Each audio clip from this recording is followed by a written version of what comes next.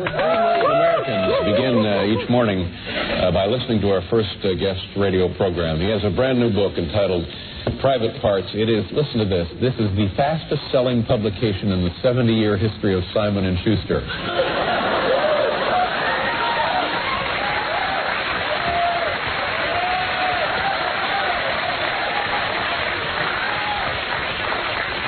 You know they're terribly proud. So, ladies and gentlemen, put the kids to bed. Folks, it's America's worst nightmare, Howard Stern.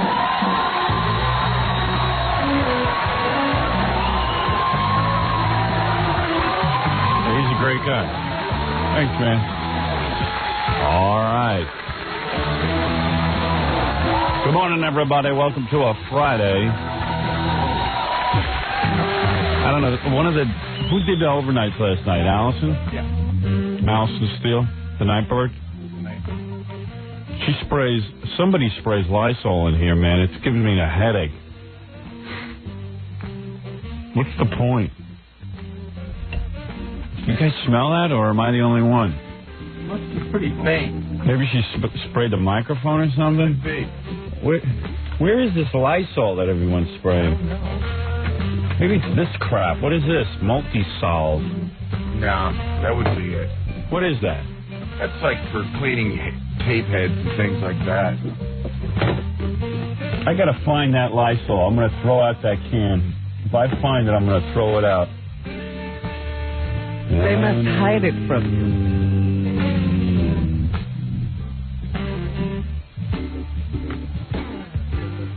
you. Do you smell it every morning? No.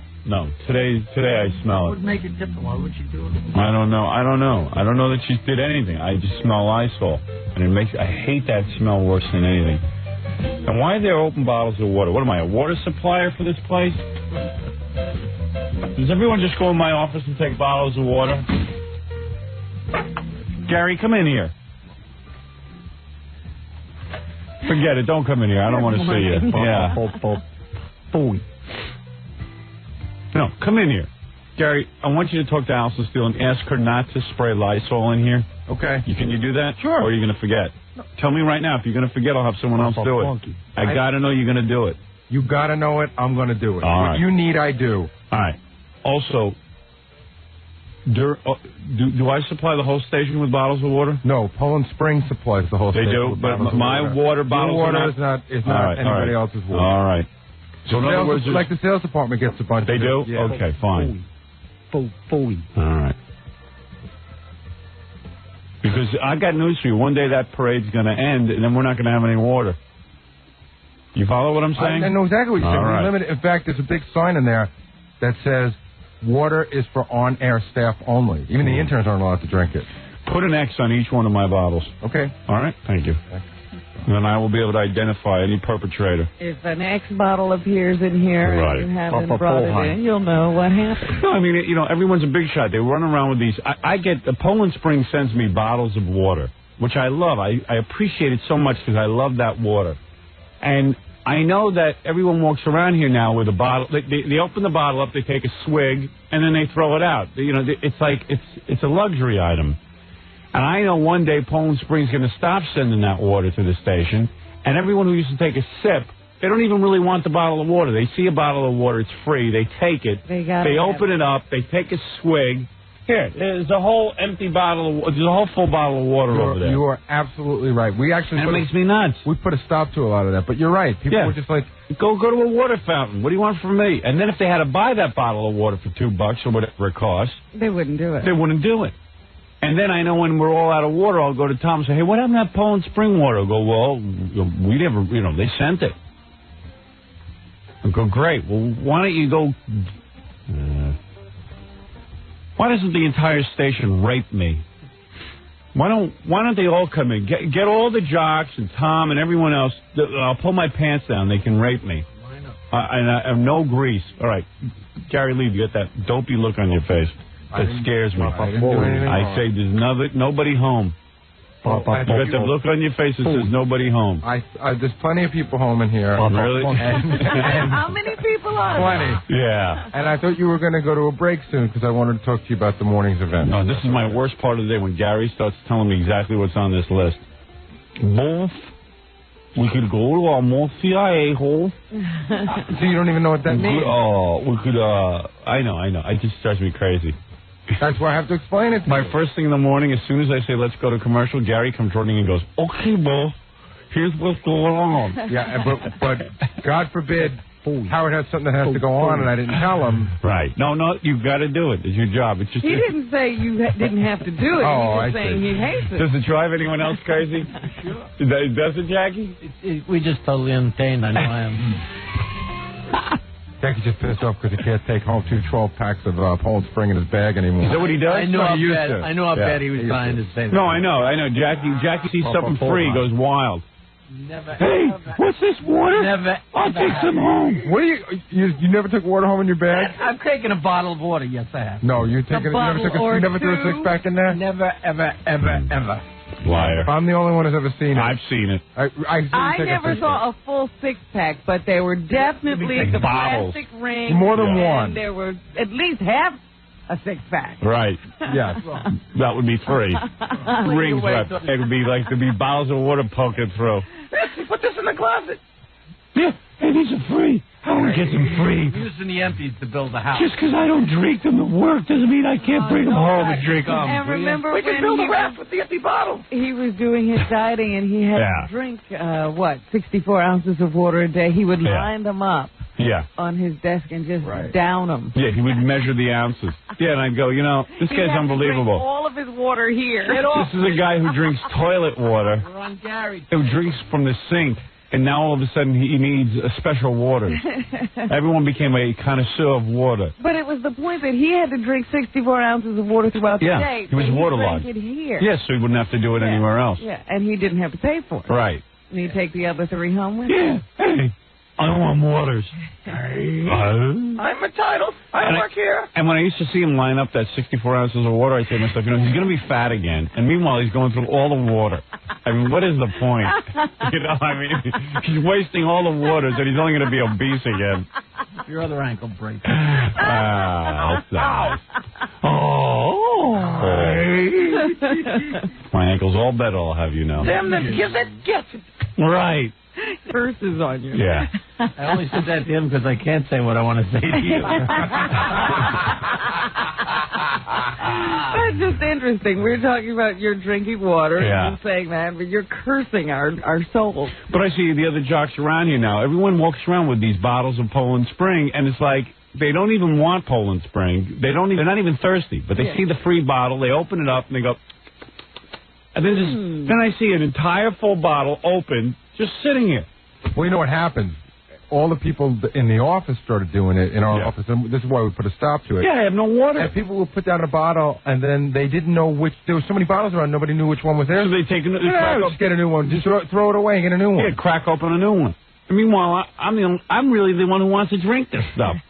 In fact, Kathy yelled at, I think it was Ralph, and now Ralph puts a big R on his cap. You're good. So he knows it's his. Yeah, I mean, let Ralph drink from the sink. All of us, I need this water because I have paranoia about germs.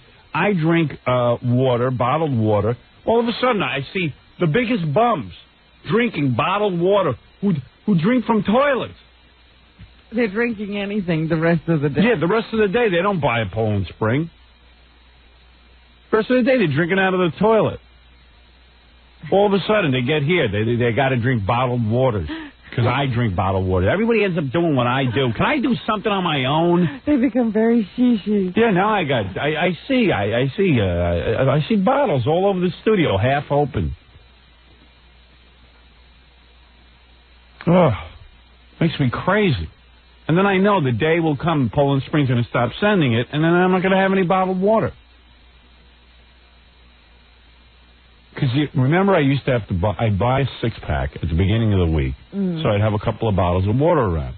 Then what would happen is the guests would come in, want water and everything. So, okay, fine. So I could never keep the place stocked with water. When we got Poland Spring as the sponsor, they always sent water. And my prayers were answered. Now I see everybody at the station's got to walk around with a designer bottle of water.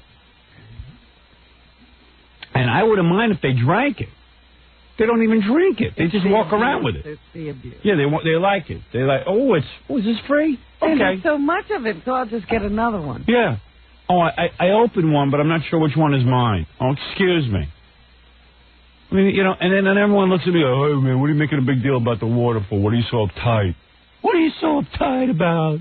We're all hippies. Yeah, I'll go over his house. I couldn't even get a thing to eat.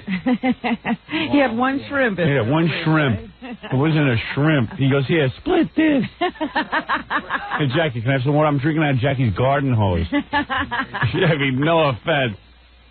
He didn't even provide you with a glass. No. He's like, yeah, we got a hose right out back. Don't waste the glasses.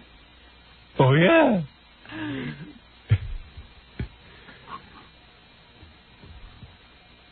And Ralph walks around. He's another one with a bottle of water. He had an open bottle in each room. Did you see? There were 5 R bottles. Oh, no. Yeah. No, he's pretty calmed down now. Yeah. Oh, you're in here? I have one bottle, and I put my initial on it, so I know it's mine. I have one bottle, and I put my initial on it, so I know it's mine. He was just waiting. He was right outside the door waiting for you to I know. Get out. We don't want you on the air. We don't want you on the air. That on-air light is a magnet. Yeah, I know. Ralph can't stay away. Did you see moth to a flame. You mentioned his name. He was right in here. I know. I have an R on my bottle. Yes. I have one bottle, and I have an R on it. I have an R on it. It never goes to waste.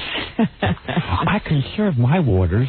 I don't know why he's drinking any of my waters. Who asked him to? He's supposed to come here, blow out my hair, and go home. That's supposed to live here. Yeah. Homesteading. Drinking waters. I'm not drinking your water. We get it at E. No, you don't. You gay blade. You want to go back there, man? There's a case of it. You get it at E because I provide it. Where do you think their E water comes from? They don't pay for it. We buy it. No, you don't. Comes from the East. Wrong. Did he ever contribute? What do you mean we buy it? I thought it was kicked in for it? Ordered through E. Oh, you did. Yeah, I did. We buy it. When did you put up money for it? I don't know. Because it's back there. This case is back in the E room. You buy that water? Yeah, we buy it. You buy a case of water? Yeah. And what, Ralph chips in? No. No. I don't think, nobody chips in. Good. E pays for Keep it. Thank you. E. Thank you.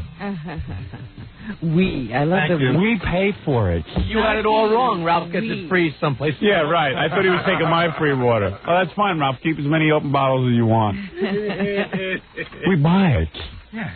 E buys it. You have nothing to do with it, even though it's how he drinks them. Right. Remember I said last week that Ralph was good-natured and he could take anything? Yeah. That seems to have stopped quickly. Yeah. Kathy Coleman called him just to tell us that Ralph was lying. He takes the order right from your office. Yeah, of course. Where's Kathy? Get Kathy on the phone. I want her as a witness. Yeah. And Kathy knows, and Kathy's fed up with Ralph. The only thing faster than Ralph getting in the studio is Kathy calling to rat on. Yeah, I know. Yes, I get my water from E. So there. Of course not. I see him back there taking my water. We have a case.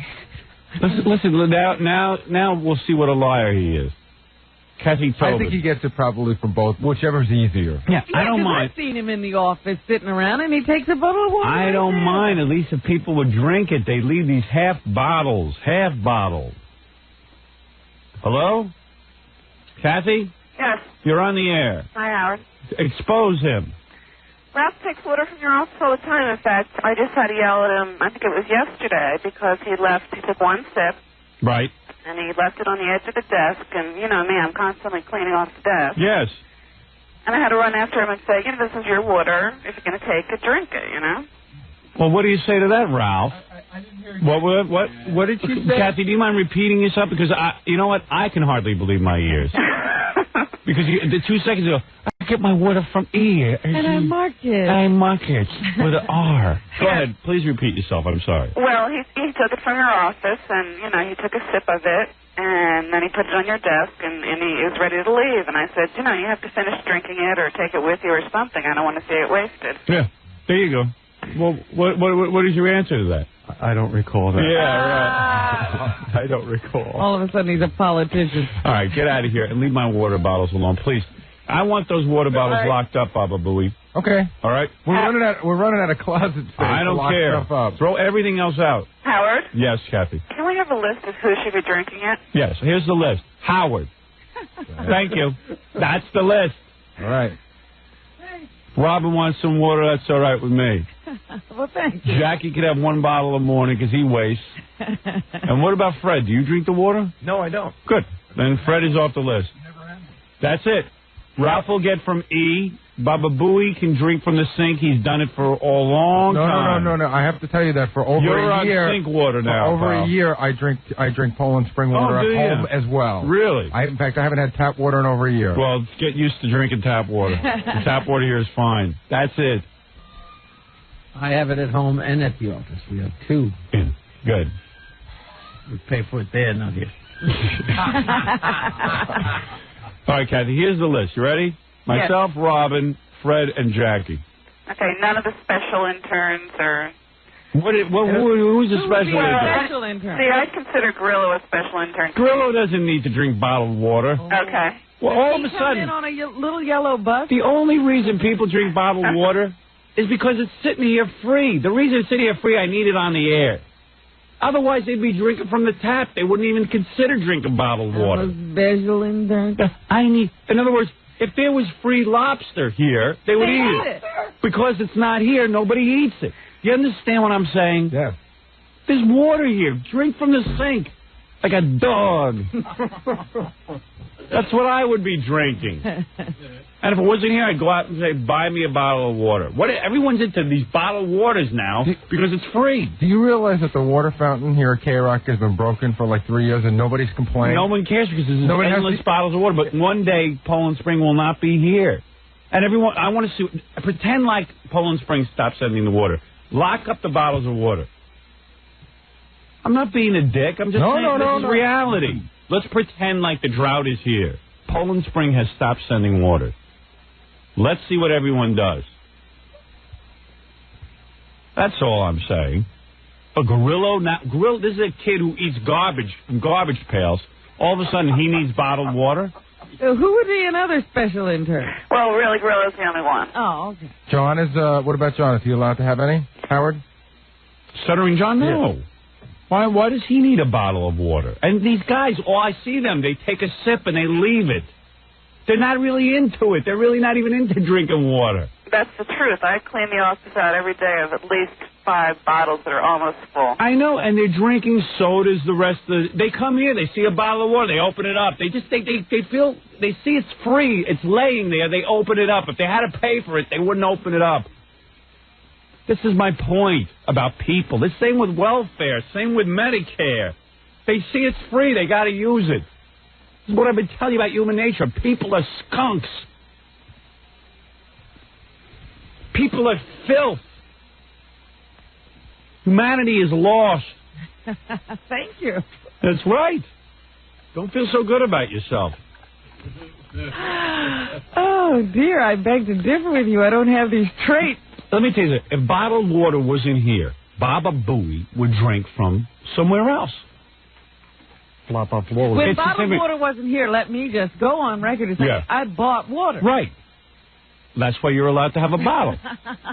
Chocolate bars, if they were here for free, Baba Booey would eat them. When they're not here for free, he doesn't eat them. I still eat them. Yeah. That's an example. It's a bad example. No, the point is you wouldn't eat 20 chocolate bars. You wouldn't go out and buy 20 chocolate bars. I know you.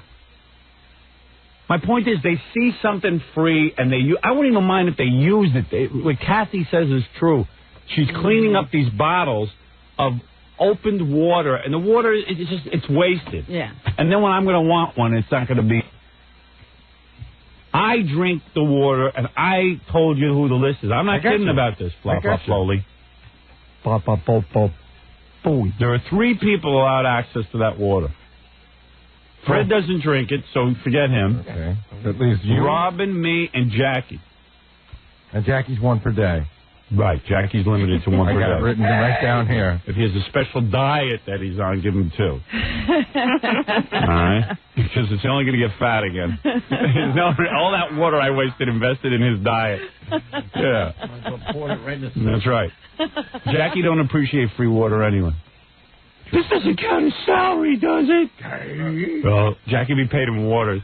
Uh-oh. Don't worry about I barely drink the water. So. Good. So you won't miss it at all. I don't give a crap, but no. Good. The guy who leaves it at the office is Jackie. Jackie opens a bottle, fills up his tea, leaves it there. And yeah, I know. Well, Jackie gets one bottle a day. See, this is typical. You are very good at storytelling. Why? And it's hard to, and a lot of time you tell the truth, and you're very good at weaving in the crap. John will come in with a story like that. I haven't had a cup of tea in the 3 years that we've had a coffee machine. I haven't not finished a bottle of Poland Springs since the last time we went through this. He's saying he's in here completely Jackie, I got 3 people saying the same thing. We've seen you take a sip of water, leave it there so many times. You know what it is? Not in 3 years. Smell it. Whatever, tea, whatever you use it for. It ain't storytelling. John, you don't have to put water in a coffee mug when you make coffee out of the coffee Whatever. machine. You come in there, take a sip of water, leave it there. Ever.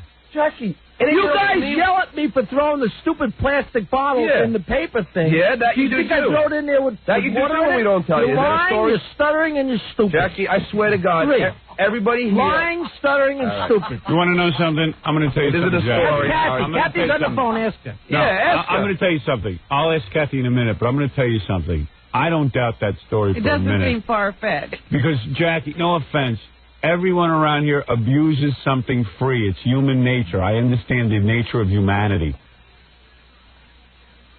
You see something for free, you can't resist. I guarantee you, in 5 years, when you hit 60, you are going to be abusing that Medicare like crazy. You'll be at the doctor's office every day. He's going to move in. Yeah. Hey, this is free? Hey. Pull out my teeth and put on some false ones quick. Kathy, is it true? It's true. Yeah. Of course it's true. It isn't only me. He says I'm making, because Howard's reading a story. 3 people back there say, Jackie's lying. So Jackie will get one bottle a day. If he wants to throw it out, he can throw it out. That's it. That is not true, Tobin. No, Jackie, you know I talked to you about it a while ago, and you just 3 years ago, Tobin. No, dear. It was this past the last time it was cold out. What was that? October. Wrong. Kathy, I am glad this has come up on the air. You had your last back rub, Tobin.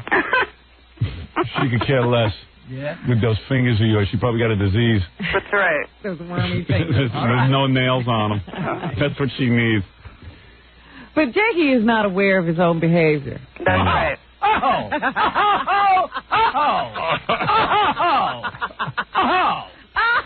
Excuse me. Who said that?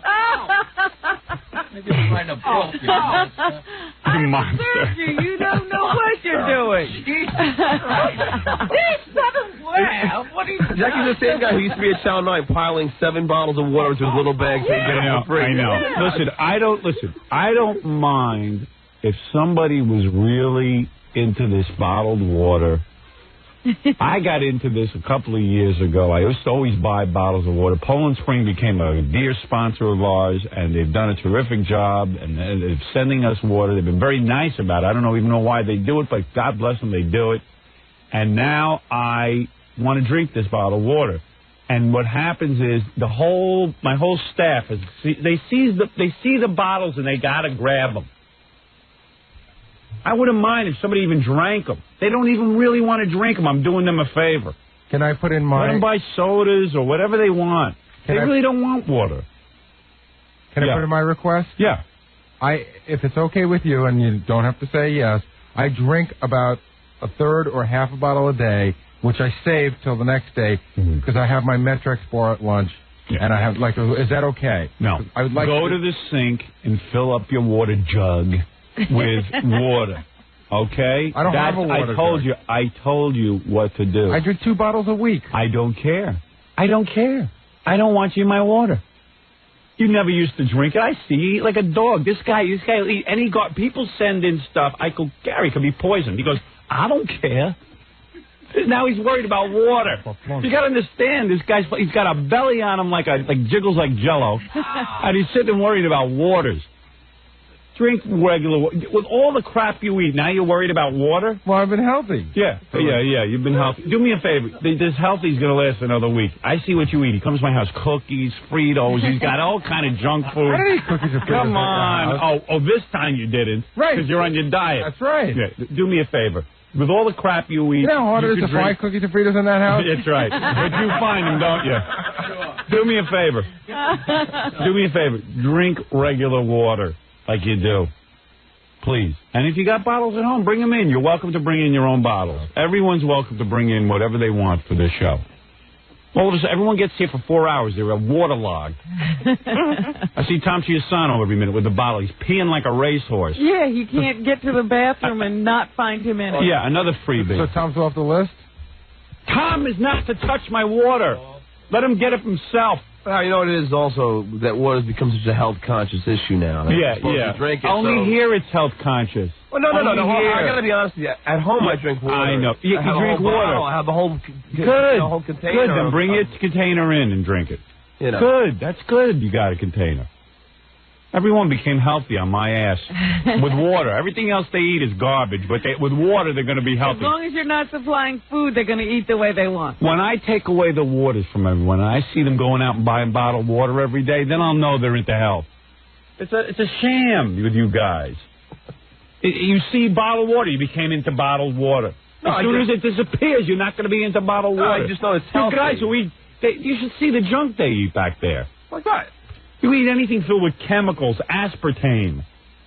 I mean, you'll drink bottled teas with NutraSweet in it. Yeah, but the thing is, aren't you worried about chemicals? I'm just worried about losing some weight. Yeah, but what about NutraSweet? I don't care about so then why don't you drink regular water? Then drink tap water. Oh, I guess you could drink tap water, but... Yeah, of course. You're not worried about chemicals. Sometimes you turn the tap water on here and it's brown. No, it's not. Oh, yeah. Oh, come on. I'm in there every day. There's nothing wrong with it. It's fine. New York City tap water is considered the cleanest. I taste the water. It tastes funny. Yeah, well, then buy a bottle of water. That's all. That's what you do. Could I buy them off you? No. Absolutely not. Go to the store and buy, like everybody else. That's it. Kathy, please. I want my waters locked up. I'm not making a joke out of this. This makes it so much easier because we're constantly ordering water. It's like another one of my duties. Yeah, I know. It's a disease. Yeah. No, you should not constantly be ordering water. Good. There's serious work that has to go on here. All right. I'm not sure what it is, but I know there must be something more important. Stop the water ordering. Right, stop the water ordering. Now you're going to see a vast reduction. The water supply is going to grow around here. Grillo's in the back. He's like, you mean they work for free? And I can't even get free water? That's right, but he works for free. Now all of a sudden this became everyone's payment. I get paid in waters. It's ridiculous. This woman is on the phone every day ordering waters. Yeah, if we got caviar for free, Grillo would be... Yeah, right. I get paid in caviar. The river stern is run dry. Okay? That's all. Thank you, Kathy. Okay. All right, that is 𝗦𝗵cie𝘄𝗿𝗿, who will not be ordering waters. Only for me, Robin, and one a day for Jack. Well, all this talk about water has got me parched. Can I have one before the... No. The waters have stopped. What, not even one before the embargo? No. Come on. No. Sorry. Go SE. They have water. Immediate cut. I'm like those guys. You ever see that movie where there's no water left on the planet? And the guy in charge is the guy who has access to water? There was a movie like that. And he ladles it out? It was a Star Trek. And the guy finally figures out how to make water. Yeah. It was an Arnold Schwarzenegger movie. Mars. They handed out oxygen. It was air, wasn't it? Yeah, that's it. Total Recall. Now it's Total Recall here. Total Recall 2. Instead of air, it's water. You're gonna drink from the tap and you're gonna be just as happy. You drink aspartame. I see what you drink.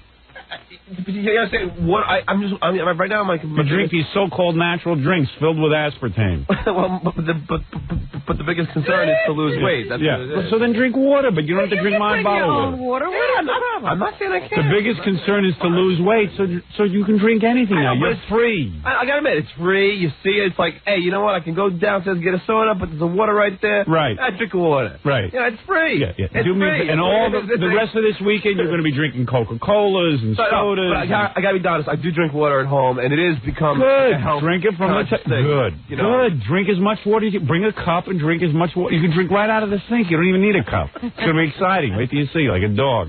You're going to lap it right out of the sink. I tell you, I never saw anything like that. Everyone's walking around with a bottle of water. It makes me nuts. And I see the water's Hey, how you doing? It's a big club around here with the water. Their hands are frozen like this in a cup formation. Like this. They walk around. Oh, hi, how are you? Yeah, I'm drinking my Poland Spring. I never saw anything like it. If it's not here, no one will drink it. They hand it to him now when they walk through the door. Pretend it doesn't. Listen, there's nothing in this station that exists for free. I have no argument. There's nothing to eat, there's nothing to drink, except this Poland Spring. I have no argument. So let's pretend like the Poland Spring isn't here. I drink one a day on the air. Here it is. This is my one for the day. I drink one a day. Sometimes two. I even buy hot water from the. I drink hot water. I buy it from the deli. And look at this. This is my bottle of water. This bottle of water will be finished. I see the disc jockeys all taking bottles of water from my office. There's a study saying that tap water is really bad. Yeah, not New York tap water. The latest studies have shown that tap water has a lot of junk in it. Let me just say something. If tap water is bad, I can name 50 other things that you eat every day. That's worse. Do they have tap water in them? The things like yeah, that? of course they're made with tap water. See? Bagels are made with tap water. Do you know that? What do you think? They open a bottle of water and make bagels? I know that. Oh, you know that? Oh, that you know. Yeah. Nothing else you know, but that you know. But you eat bagels from time to time. I don't eat them. You never had something on a bagel? I don't eat bagels, I said. I'm sorry. Howard, you eat rice and it's cooked in tap water. I mean, come on. It's boiled water, you moron. Yeah, I know, but still it's tap water. Oh, my God, he doesn't have any understanding of chemistry. Stupid as a wall. You boil the water, the germs go into the sky. The germs go away, but the other things don't. They become reincarnated. So that's it. That's the end of that. In other words, you guys, I see what you eat. I see what you guys eat. You order Chinese food. It's got monosodium glutamate. It's got fats in it. I always get the MSG out. It's got fats in it. It's got chemical starches in it. It's got all kinds of fake things that are made in a lab. You guys are worried about water all of a sudden. We got to start somewhere. They're all phonies. All right, very good. Thank you. That's the end of water. I don't want to hear about it anymore. If I catch anybody with a Poland Spring bottle that's mine, that's marked with an H, they're fired. I thought you were putting an X on each bottle. No, I think an H is better. H, if you don't mind an H. X is too easy to counterfeit. Let me... X is too easy to counterfeit. Right. All right. All right, thank you.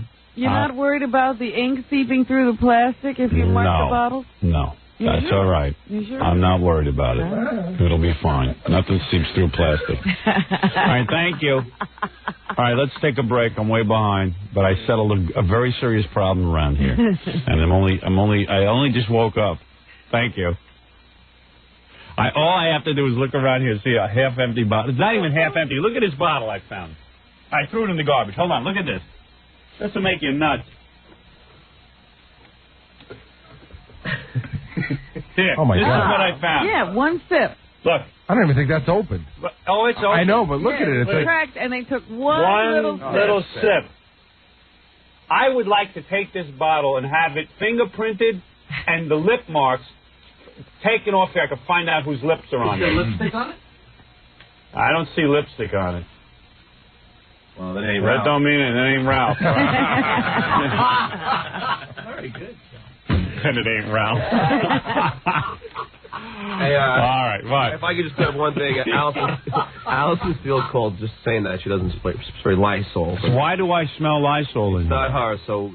Somebody sprays Lysol. If Allison doesn't spray it, there's no one else on overnight, so is anybody maybe from the E-Crew or Gorilla will have to... I don't know, but someone is spraying something in here. You don't have a nose like this and not be able to detect smells. I got nostrils the size of your fist. All right, thank you. Even my kid says to me the other day, Emily says, "Boy, Dad, you got big nostrils." I go, "That's right. So don't be smoking anything in your room or anything. I'll snip you right out." Are you giving her a nostril fixation? Yeah. Well, my kids are obviously a lot smaller than I am. Every time they look up at me, all they see is these two big black holes. Yeah.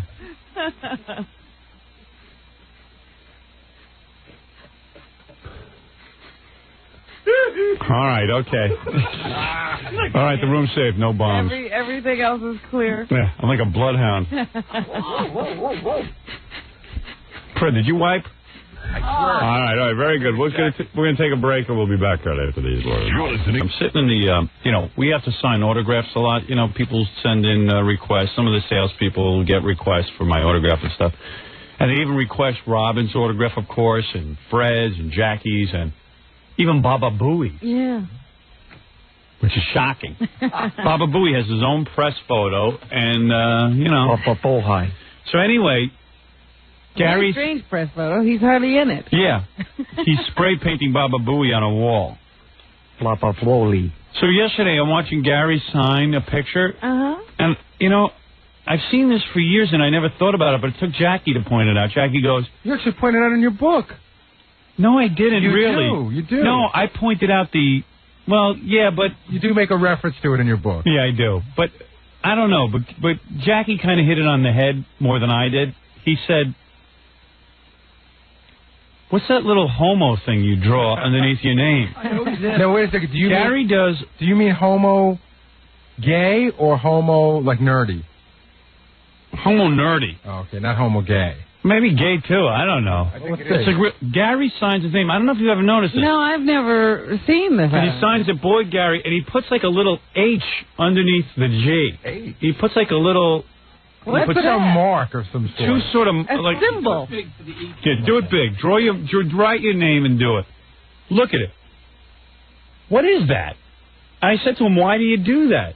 What is it, like a superstition or something? There you go. Let me see that. Yeah, I guess it's like a superstition. What, you think something? I don't know what it is. Where did that start? I have no idea. And I'll tell you something else. Can you stop doing it? It's H for homo thing. No. Can you stop doing it? You mean, will I do it for you, or can I? No, could you, if you needed to? I don't know. You know what, and I don't... Why, do you think something bad would happen to you? And I'll tell you something, I don't... Because you know what, I noticed, I have a little of this, so I noticed it. I used to have this. He has a thing where, like, he has to draw that little insignia under his name. It's like a good luck charm. Yeah, it's like, I think he believes that that's his good luck charm. And look at the luck he's having. All right, I'll go with that. So, like, you couldn't even stop drawing that. I guess I could, but it would be really hard because I've been doing it for so long. But when I saw my name... No, but I mean, could you stop it mentally? I mean, could you say in your mind, I'm not going to do it anymore, that's it? And it's over for Or would you have a... It would bother me. It would bother you. Oh, sure, it would bother me a lot. Yeah, I don't mean like I would force you to stop doing it. I'm saying, like, could you stop doing it? I could stop doing it. Yeah. It probably would... No. I mean, I could Let me see you write your name without doing it. Oh, I could do... That's easy. Oh, okay. I could do it without doing it, but it bothers me. I'd rather be doing it. You'd rather complete it. Yeah. And what really goes on in your mind if you don't complete it? What happens? It's incomplete. It's like there's something unfulfilled. Yeah, but do you feel that something could happen to you? No, I don't feel like I'm going to die or anything. Do you feel like something like might happen to your kid or nothing? No superstition. There's nothing there. No, I just want to do it. You want to do it. You don't have to do it. Do you have to do it? No, I don't have to do it. I think he has to do it. He says he feels funny if he doesn't do it. Can I see that? Which one? That's disturbing enough. Rip it up. See that? I'm going to rip this up. You can't complete it. Okay. Oh, no. You can never complete it. No, you're on the wrong track. Am I? Yeah. I don't know. There's something weird with him. Because I see it every time he has to draw that little thing. Well, he is compulsive about a lot of things. Oh, yeah. You want to get something. You want to talk about stuff that I am compulsive about. Yeah. You know, go into my office and move the stapler or turn the phone upside down. What would happen if it makes me nuts. Yeah, it makes you nuts. Why? Because it's not the way it's supposed to be. And will anything bad happen to you if it's that way? I don't know if I feel anything bad will happen to me, but I really can't go on with the rest of the day. I feel like how do you put, almost like a twisting inside. Yeah. Like something, you feel... Is that the same feeling you get when you don't put that little H underneath your name? No, that's a whole different thing. It's a different feeling. You know, it's funny because if he's in a hurry, he could be running in a hurry and he has to get out of here and you ask him to sign something. If he's running, hurry, and he'll stop. I'm like, boy, Gary. And put that little squiggle. Yeah. It's weird. With that squiggle. See if you can stop doing that. It really looks stupid, too. And it looks stupid. Look at how small it is. It certainly doesn't mean anything. Right. It doesn't mean a thing. It's a squiggly line with two lines drawn through it. To Joe, Baba Booey, Boy Gary, with the squiggly lines. It's just weird, man. Jackie goes, I don't think he can stop himself from making that little homo thing. What is this? No, but I will tell you, really, if the phone, that whole thing, that I can't go on with the rest of the day. Yeah. Like if you did all that stuff in my office and then you said, Gary, just forget about it. Just go do something else. Go in the back and do something else. I would go in the back, and all I would think about is that I have to get back up front and move. See, I didn't realize you had to do that on every autograph. That's what I mean. I didn't address it in a book. I mean, I didn't realize you have to do that. I don't know. It's just like a habit, I guess. Wow. I just wondered when it happened. Did it happen? So when did you start signing your name like that? In high school? Yeah, like in high school. Wow. You mean in high school? I thought you were doing that, like getting artsy fartsy because people want. You mean in high school? Like if I wrote somebody a note or something in high school, I would put that underneath it. I mean, I could bring you stuff that, I'll tell you what, I could probably somewhere, if I look at my mother's house, find notes or something, letters that I wrote in ninth grade that have that on it. That's okay. We believe you. 8th or 9th grade. I don't need to see your 8th and 9th grade notes.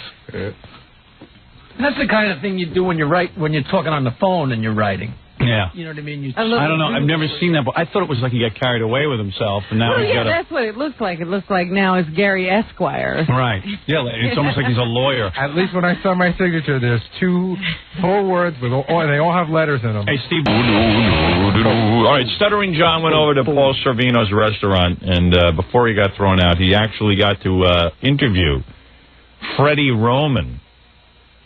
Freddie Roman, the Friars Club comic. Is he not one of the officers of the Friars Club? Yeah, he's the dean of the Friars Club. Okay, Dean. What's funny about Freddie Roman, nobody knows who Freddie Roman is, I'm sure, in our audience, but he's some comic who hangs out at that Friars Club that Jackie belongs to. Like it's a place where comics are supposed to hang out. But so Freddie hangs out there. So Freddie hangs out there. So does Jackie. It's all these comics. I don't know. It's like a morgue. Yeah, old comics club. So anyway, and Jackie's the kid on the block because he's in his 50s. It's like a rest home for comics. Yeah, right. But this is kind of funny because I think John hits him up with a Pat Cooper question. Pat Cooper is so angry with us. Yes. You can always reach me at the Friars Club. Whenever we make contact. Hi, Freddie. Can we ask you a question, please? Sure. WXRK Radio. How are you today? I'm wonderful. Let me ask you, what is Pat Cooper's problem? Pat is a wonderful man. He just is angry at anyone else that's breathing. Exactly, man. But other than that, a wonderful guy and a credit to his religion.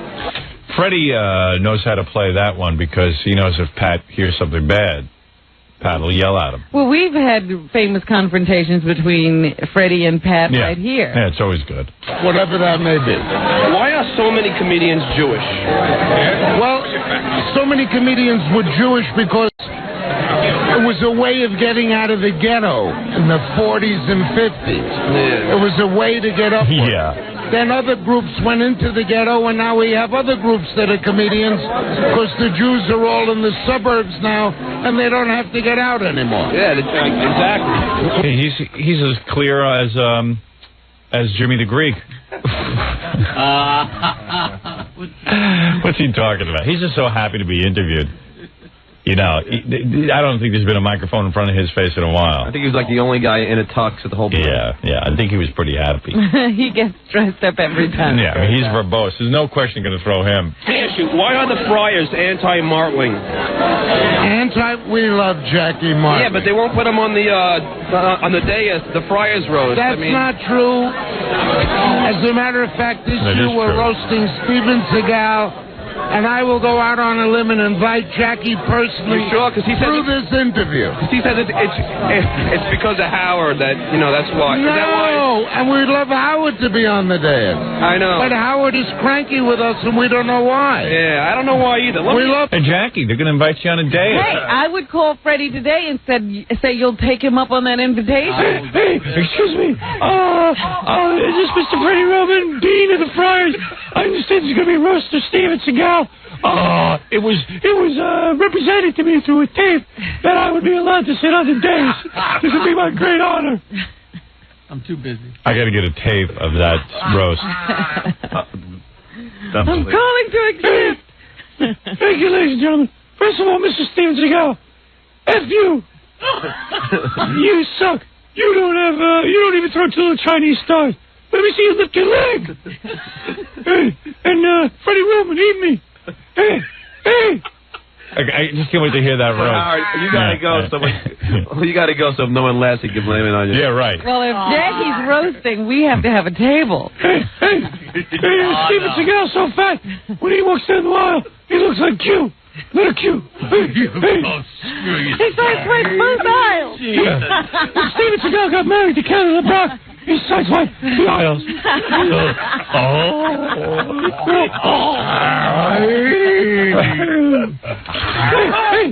Hey, Steven Seagal, you do karate. Okay, hey, karate. All right. Cheeks. Chinese stars. Get in the bathtub first, then fill it up. Steven Seagal got so heavy, he gets in the bathtub, and then there's a flood. The water pours out. Tall guys with long hair. Let me ask you, which friar is incontinent? There are no friars that are incontinent. Those that are older, God bless them, we have no problem. Boy, no question throws this guy. 3 urologists that are members of the club. Can I move ahead? Well, I do what Joey's wanted me to do. I asked him if you're a comedian, can you tell me a joke? He has one for you, of course. Well, he tells one about the E! Show, yeah. Oh, he does? Yeah, just about, Yeah. All right. To take care of any problems that may arise. All right, just one more, Freddie. Didn't you used to sell shoes for a living? I most certainly did. How long before you're back at it? My career is at its zenith right now. Yeah. I'll probably never have to sell another shoe. But you're a comedian, right? Where does Freddie Roman perform? I guess in the Catskills to old Jews or something? I guess so. I'm a comedian, right? Yeah, no, well, you are a comedian, right? Well, thank you. Good. You tell me a joke. Rephrase the question. All right, well, you are a comedian. Thank you so much. You tell me a joke just for the camera? I don't tell jokes for the camera. I only tell them for live audience. No, this is a lovely... Is this for the E! Network? Yes. I get that on channel 68 of my cable system. Great. Unfortunately, my cable system only has 66 channels. Oh, I gotcha. There you go. So I don't want to waste the show. All right. Take care. You have a nice night. And you. Good to see you. Take care. Wow, he was happy. Yeah. First guy ever happy to see you. He would have stayed there and talked to John for hours. Yeah. Not as happy as the next guy up. Who's the next guy? Burt Young? Yeah. Oh, you know who Burt Young is? Burt Young from the Rocky movie? Yeah. Although I don't know who he is.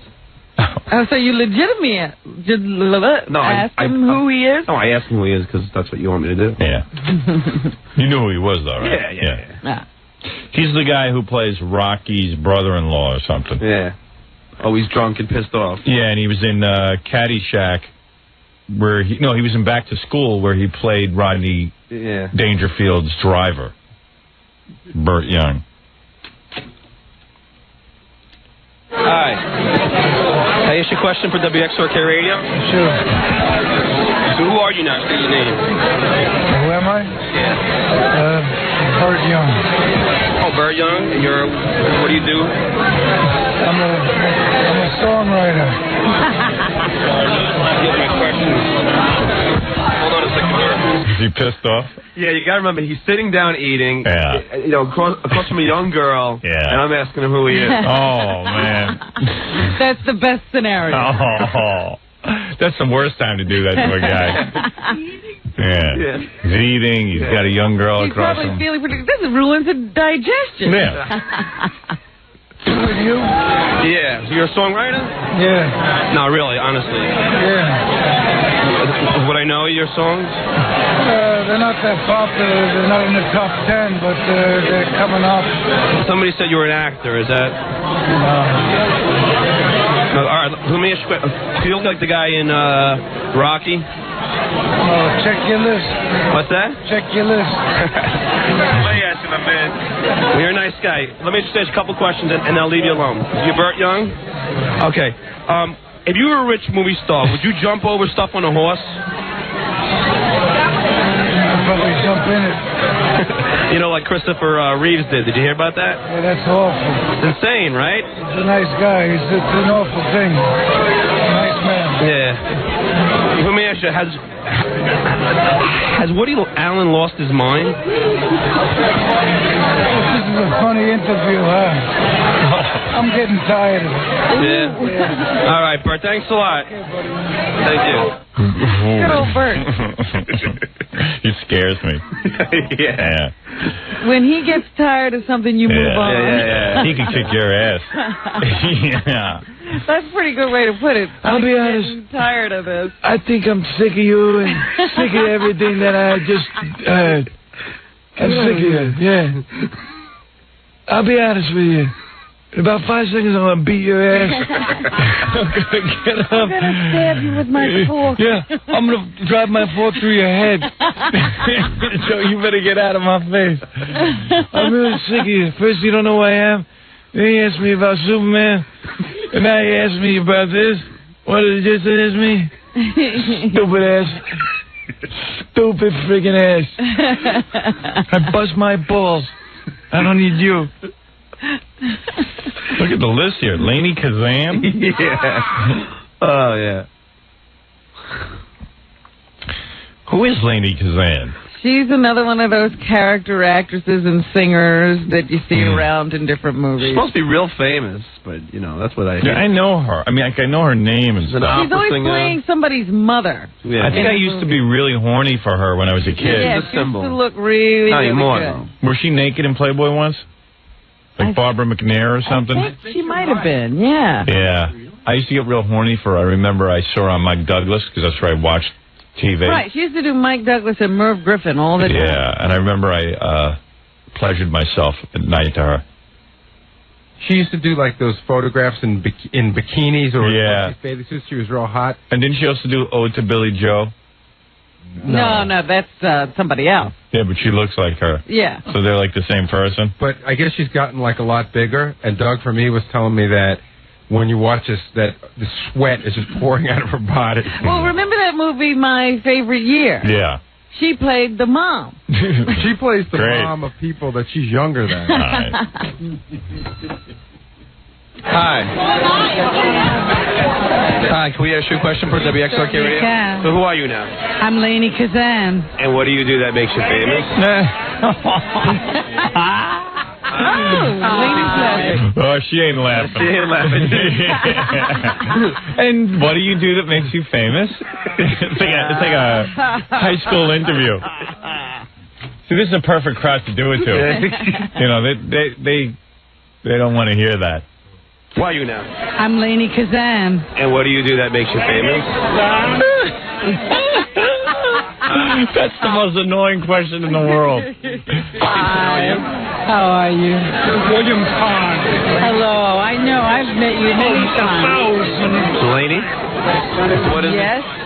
What is it that, you know... What do I do? Yeah. Shame on you. I'm I'm a singer and an actress. Oh, yeah? What have you been in? You know, what movies?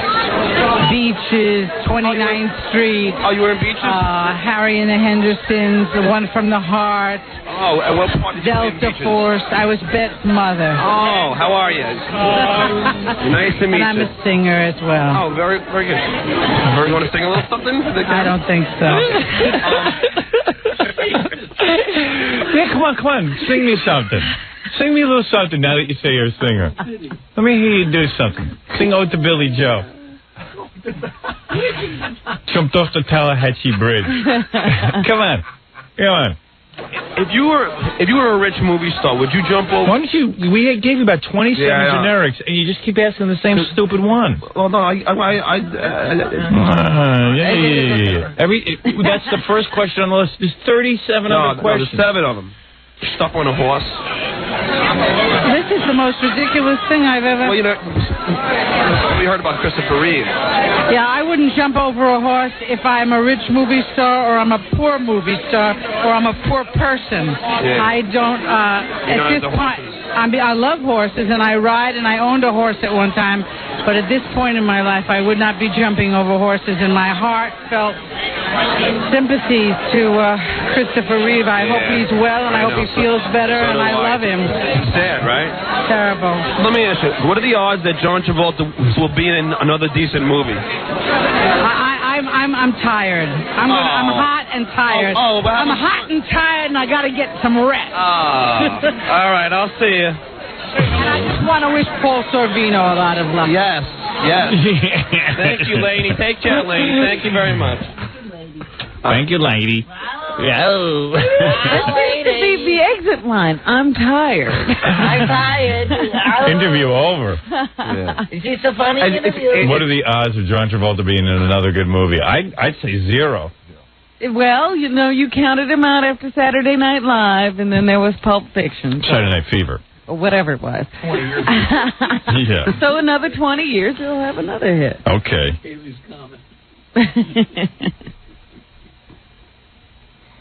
You want to hear from Ed Begley Jr.? Boy, this is some list. What do you ask Ed Begley? We actually had questions for him. You went from Mario Cuomo to Ed Begley Jr. Ed Begley Jr. is that really albino-looking dude from St. Elsewhere. Yeah. Who was engaged to Amy Lynn. Mm-hmm. That's about all I know. For a minute. Ed, can we ask you a question, please? Sure. For WXRK. How's it going? Good. How are you? Do people ever confuse you with Johnny Winter? No, they don't. Do you ever marry or just continue to use women like toilet paper? Wait a minute. And you wanted to skip over Ed Begley after you wrote these questions? I didn't think you'd ask him. Will you marry or continue to use women as toilet paper? Yeah. Ooh. I got to hear the answer. I'm tired. I'm hot. They ever confuse you for stuttering, John? Yeah, how you doing, Ed? Good, how you doing? Good, man. Let me ask you, why was your father so mean to you? That was on screen. Off screen, he was a pussycat. Really? I have a really good question. Now that St. Elsewhere is off the air, have your groupies gone elsewhere? Elsewhere? That's very good. No, I never had groupies. Oh, come on, Amy Lynn, Ed, come on. Amy Lynn! Yeah. How was she anyway?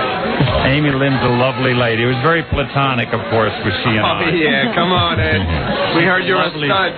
No. This lucky bastard gets to go out with Penthouse Pets. I know. Yeah, I think he was with Annette Bening for a while before she hopped on to Warren Beatty. He's not a good-looking guy at all. No, I'm better looking than him, and I'm ugly. I mean, come on.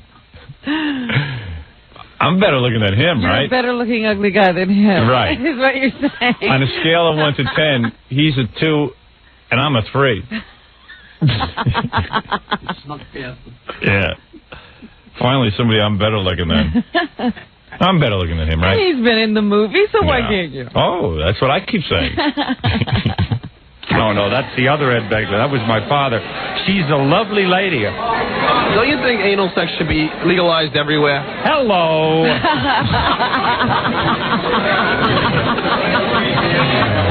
Give Howard my best. All right. Hey, thanks a lot. You're a good man. Take it in. Ed Begley checking in. Hello. Check, please.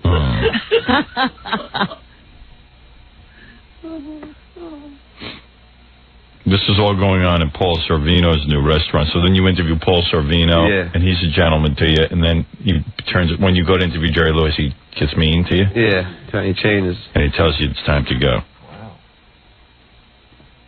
You want to hear that? Yes. All right, let me take a break and we'll hear that. Boy, that Ed Begley, right out of the box. Boom, you hit him with a question. Yeah, that was good. I like that who are you question. Yeah. It really drives people nuts because they're all self-important. I'm 𝗫𝗍𝗍. Oh, you are? What makes you so famous? What did you do? I'm a singer and an actress. Oh, really? Well, what have you done that maybe I would be familiar with? That's great. That's great. Well, I was in, Poseidon Adventure or something. I don't know. Oh, I didn't see that. Would you play? Oh, yeah. That's one of my favorite movies. Would you play? Yeah, I don't remember you. You think that wrecks their whole night? Yeah, that does. That kills them. You don't just... Yeah, these people have built a lifetime of convincing themselves that they're somebody. Like, if you have questions for somebody, I don't even want to ask them that because I know that'll piss them off enough they don't want to talk to me anymore. Yeah, but it's great to hear. I love it. I mean, I thought it was great. You asked Governor Cuomo who he is, and you caught him off guard, and he goes, he's Senator D'Amato, and puts up candidates against incumbents. That's great. All right, we're going to take a break, and we'll be back right after. Is he saying people in office shouldn't have people running against them? I think that's what he's saying. How dare Senator D'Amato put up a candidate? All right, we'll take a break, and we'll be back right after this. We'll return to the Howard Stern Show after these messages. 97.1. The Eagle. 740 at the Eagle. This is Brad Backstreet. Thank goodness. It's 7:45 at 97.1 The Eagle. Call Howard on the Eagle's toll-free line, 1-800-54-STERN. Let's return to the Howard Stern Show. All right, let me finish up with Stuttering John because I got a lot of other things to get to. So Stuttering John went out last night, if you're just joining us. He interviewed a whole bunch of people, including Governor Mario Cuomo, and then he was at Paul Sorvino's new restaurant. And finally, Paul Sorvino, the actor, comes over to him and is very friendly. And then when Jerry Lewis shows up, Paul Sorvino gets vicious about it. And they throw you out. Yeah. But hey, Paul ought to relax because we're the only ones talking about his restaurant. We were invited there, and still even when we were invited, we managed to dethrone it. Well, look what people are all pissed off at you. You abuse people. It was a happy gathering. Yeah. You got there. You went to every table and upset people. Yeah, I mean, people were walking away from you just because you didn't know who they were. You know what's funny, Howard? What? We tried getting Tina. Nice one. Thank you. We tried getting Tina Louise. Yeah. Tina Louise. She killed against violence. And we went up to it and we turned on the light and she looked like a deer in the headlights. Yeah. And she was like, "No, the light's too bright," and walked away. She's like a recluse, and she doesn't want people to see her looking ugly and stuff. I don't blame her. She was just on Roseanne. Oh yeah. How does she look? I mean, did she age real? Well, she's an old woman. She aged, man. What are you gonna do? I used to love her. That's one of the first girls. Yeah. She's one of 3 celebrities from old sitcoms that have hung up on me because of you. Really? I asked her to come on the show about 8 years ago, and she hung up on me. Just hung up? She just said she said something like, "I'm outraged that you would even ask me about that." Really? Just hung up on me. Wow. The man was Howard Stern. Right. You sure? Yeah. Could have been somebody else. You want to know who the other 2 that hung up on me? That's great, isn't it? My name. I mean, look at me. Look what kind of career I have. People just hang. I mean, Woody Allen could call or Michael Jackson. They would talk. On the phone. You know who the other 2 were? Yeah. Spanky. Yeah, Spanky hated me. Spanky hung up. He was freaked out by me. Yeah, well, he's down. And he's no longer with us. Hey, I outlived him. And Mr. B from Hazel. Mr. B from Hazel? His was the best story because I booked him for whatever happened to. Yeah. And he was all excited about it. And then he called me back when he realized who you were and yelled at me for booking him. Don DeFore or something? Yes, Don DeFore. Don DeFore? He yelled at me. He goes, how dare you even ask me to be on a show like that? Really? Yeah. He was mad at you for asking. And he hung up. Wow. Mr. B, damn it. I love that. And Tina Louise was mad. Yep. She was real upset that I would want her on this show. Yeah, who would want her on any show? Don't you know no one's want to be on any show? Why would you put me on a show? I was shocked that she did the Roseanne thing because it was a Gilligan's Island reunion. Oh, yeah. They were doing. And, she even she doesn't want refuses to do that. Well, she didn't want to get stereotyped. Typecast. Yeah. Typecast, right. That's it, yeah. Yeah. Typecast. Yeah. Typecast. Yeah. Let me hear you with Paul Sorvino. Paul, can I ask you a question? Yes. Wait a minute, Mike. This is for WXRK Radio. How are you? I'm good. Congratulations on your restaurant. Thank you. Let me ask you, is it true you quit your TV show to sing opera? Actually, it's one of the reasons I quit, but the main reason I quit is because working in New York in the cold would eventually destroy the voice. If you talk too much, you will destroy the voice. So I did it for that, but I did it also because there was not enough creative input. Who are you, Barbara Walters? Sheesh, a long answer. I didn't even know that there was this long an answer to that question. Yeah. Dude, hey, man. Talking too much will destroy the voice. Be quiet, Paul. You're supposed to piss the guy off. For me in the show, and a number of reasons, But I am acting. I'm doing Nixon. I'm doing the movie Nixon. I'm doing Kissinger and that. So it's not that it's not that I've given up. Like Kissinger?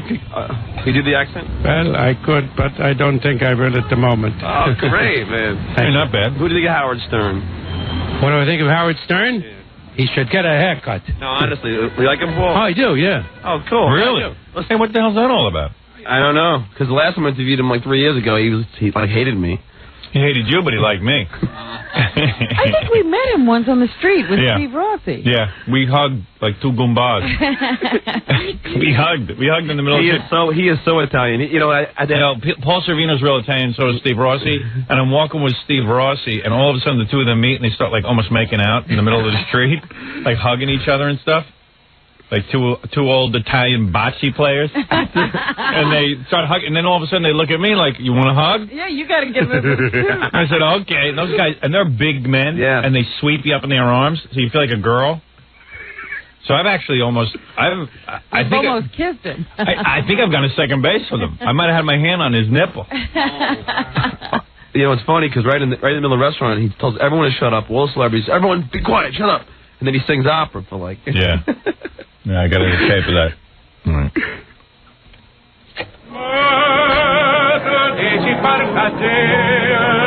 That's a real Italian.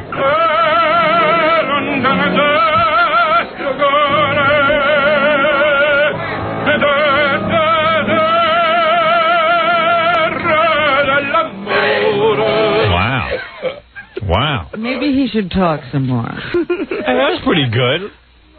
Opera's one of those things I know I can do. Can you give me a little piano music? You can't do it like Pavarotti, but you can do it like Paul Sorvino.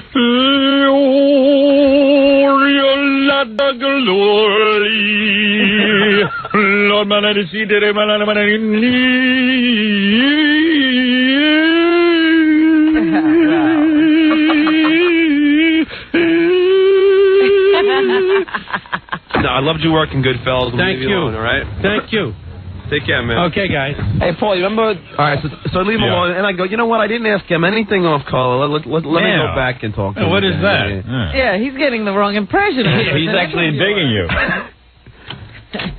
Yeah, what kind of interview is that? I mean, that was good for Live at 5.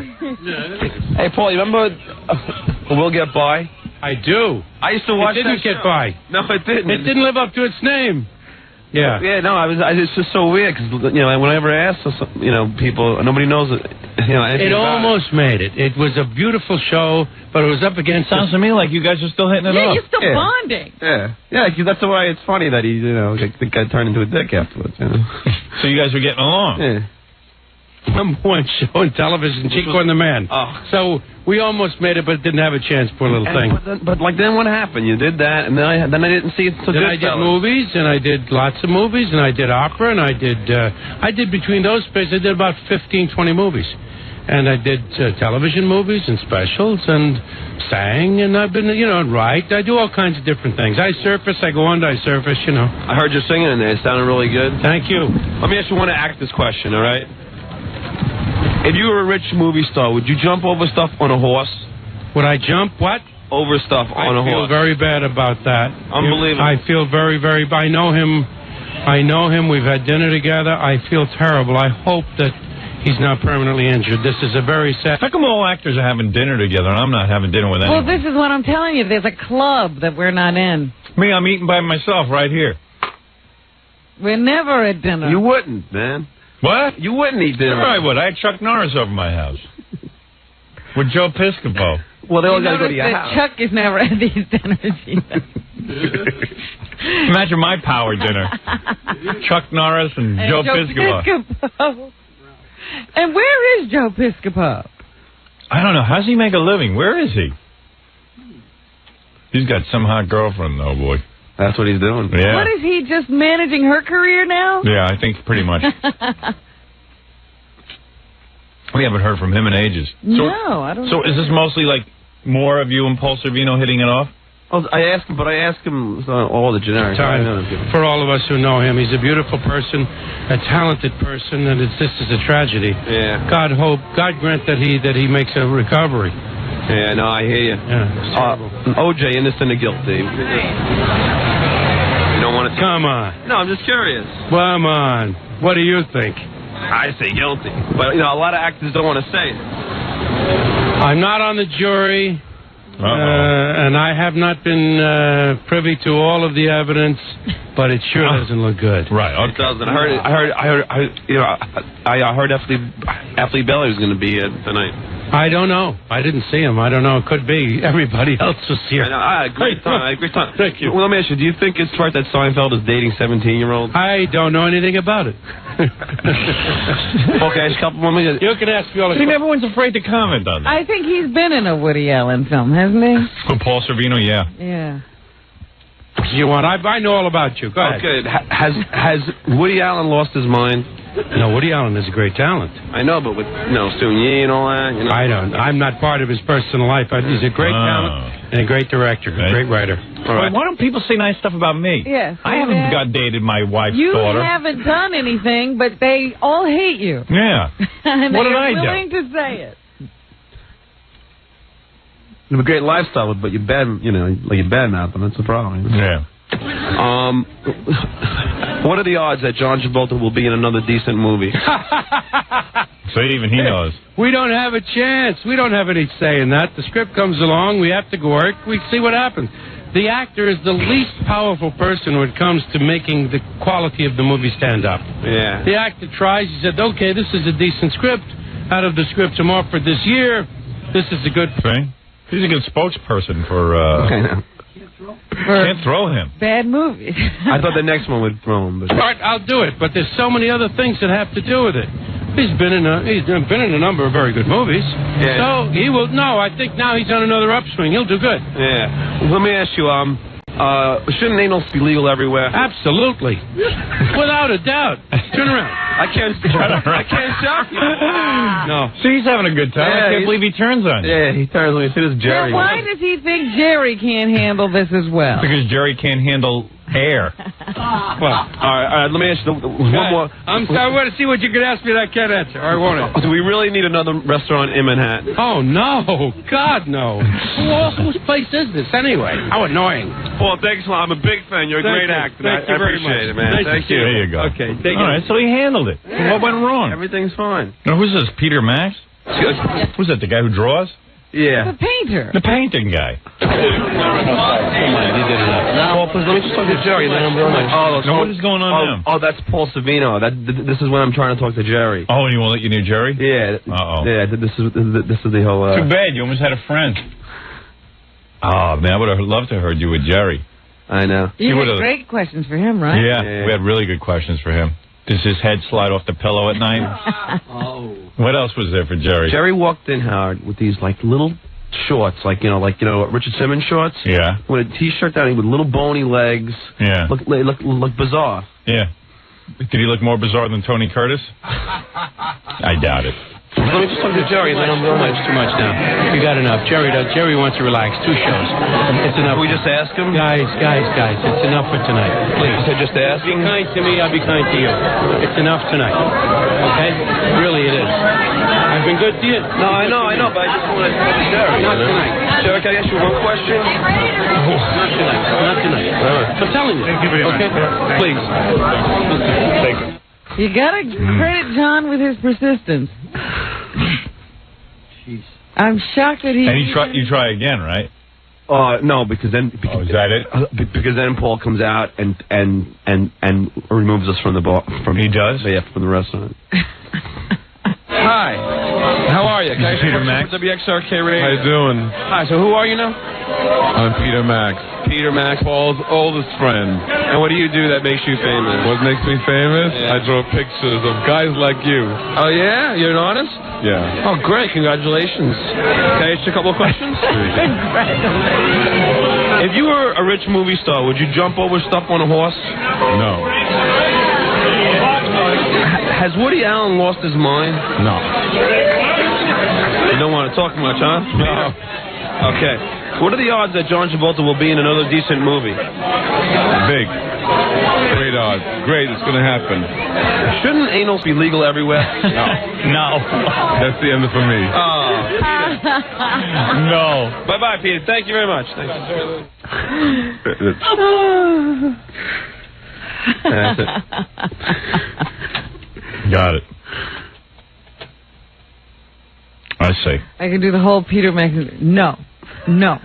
No. Big. No. Big, no. Anal, no. All right, well, John, it seems like you had another stress-filled night. Yeah.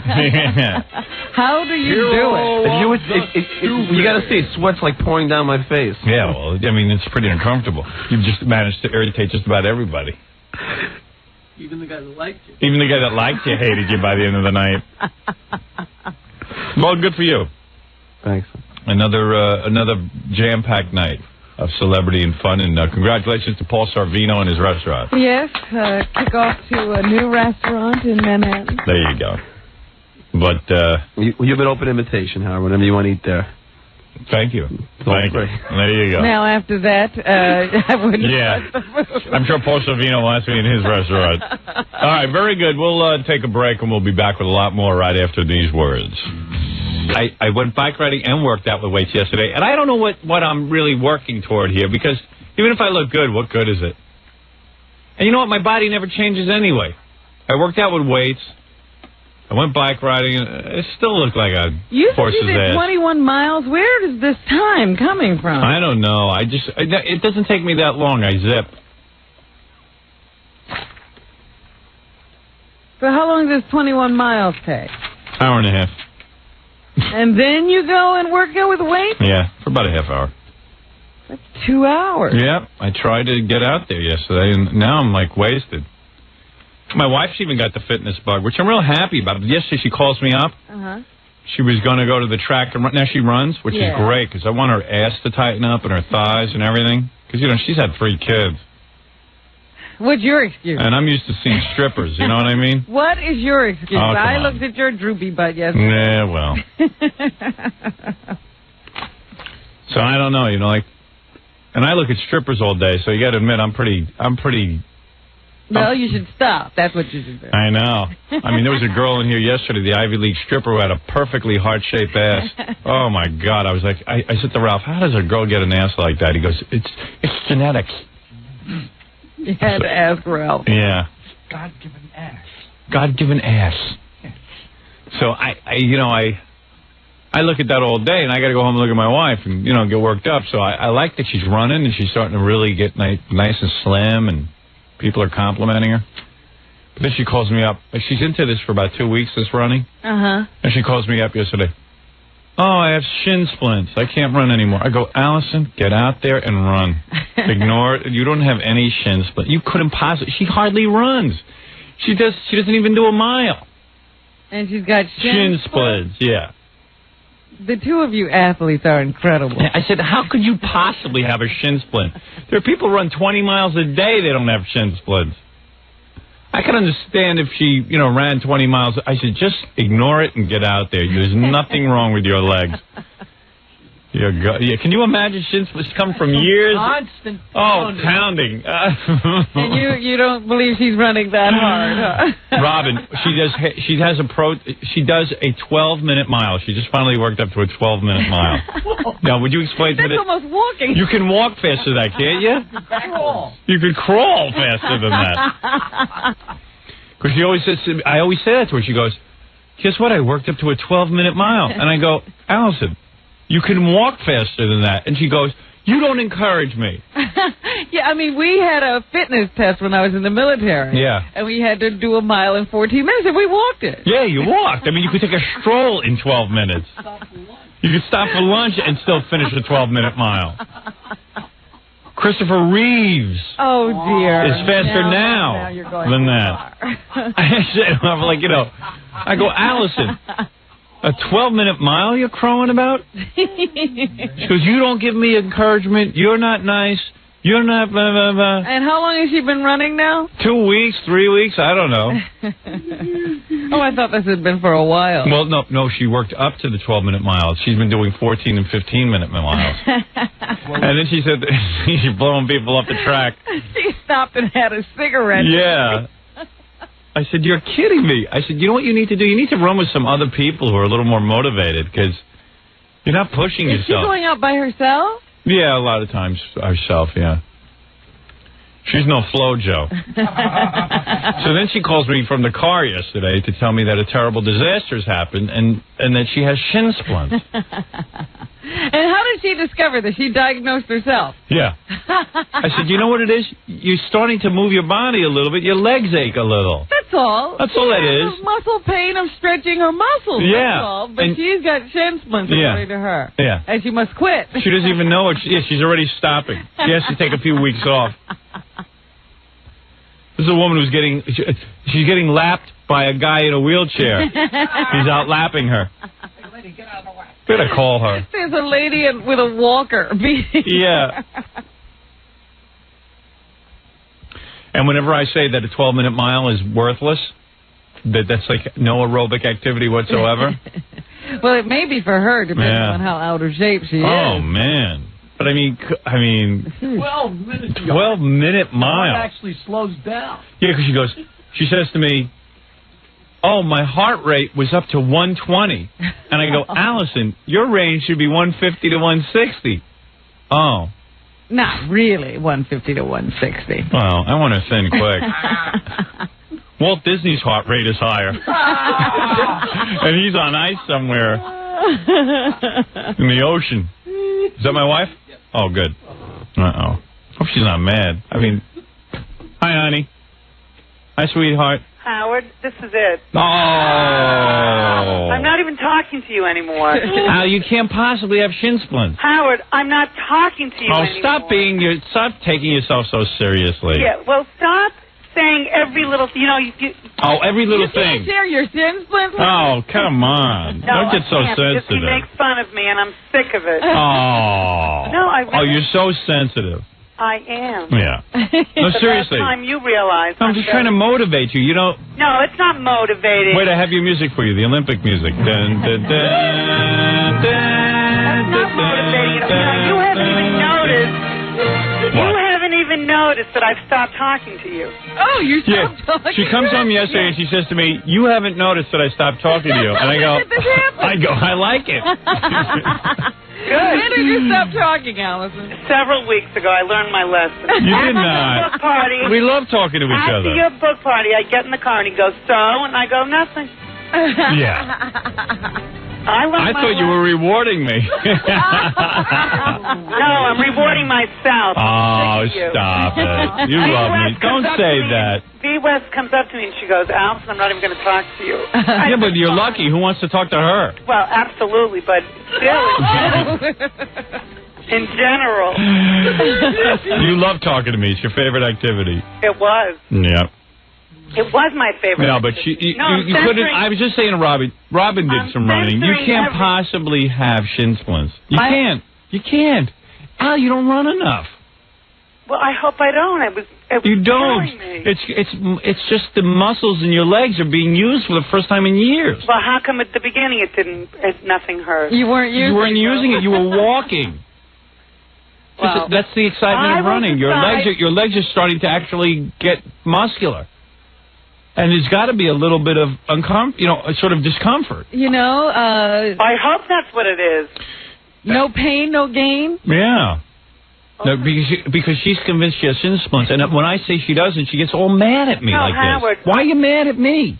I'm trying to tell you that there's hope. You're making up the whole conversation. I called you and said... You run... What did you do a mile in what, 12 minutes? Yeah. And even Jackie said a guy in a wheelchair can do a mile in 12 minutes. So don't be upset with me. I'm just I like that you're running. Howard. I'm trying to encourage you. You're making up a whole conversation. What conversation? Yeah. You said a terrible thing has happened. I said it hurts me to run. What am I? You said I have shin splints.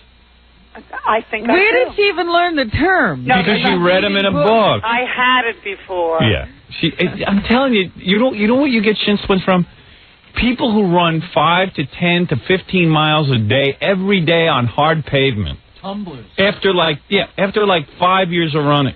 All right, so maybe I don't have it. Of course not. Believe me, I would love not to have it. But you're making up I'm not running anymore. You cannot possibly... All she's been doing for 2 weeks is what do you do? Tell Robin. You walk for what, 2 minutes? Howard. No, come on. You. Oh. What are you to make fun of me now? I'm not making fun of you. I'm sick. I love you so much.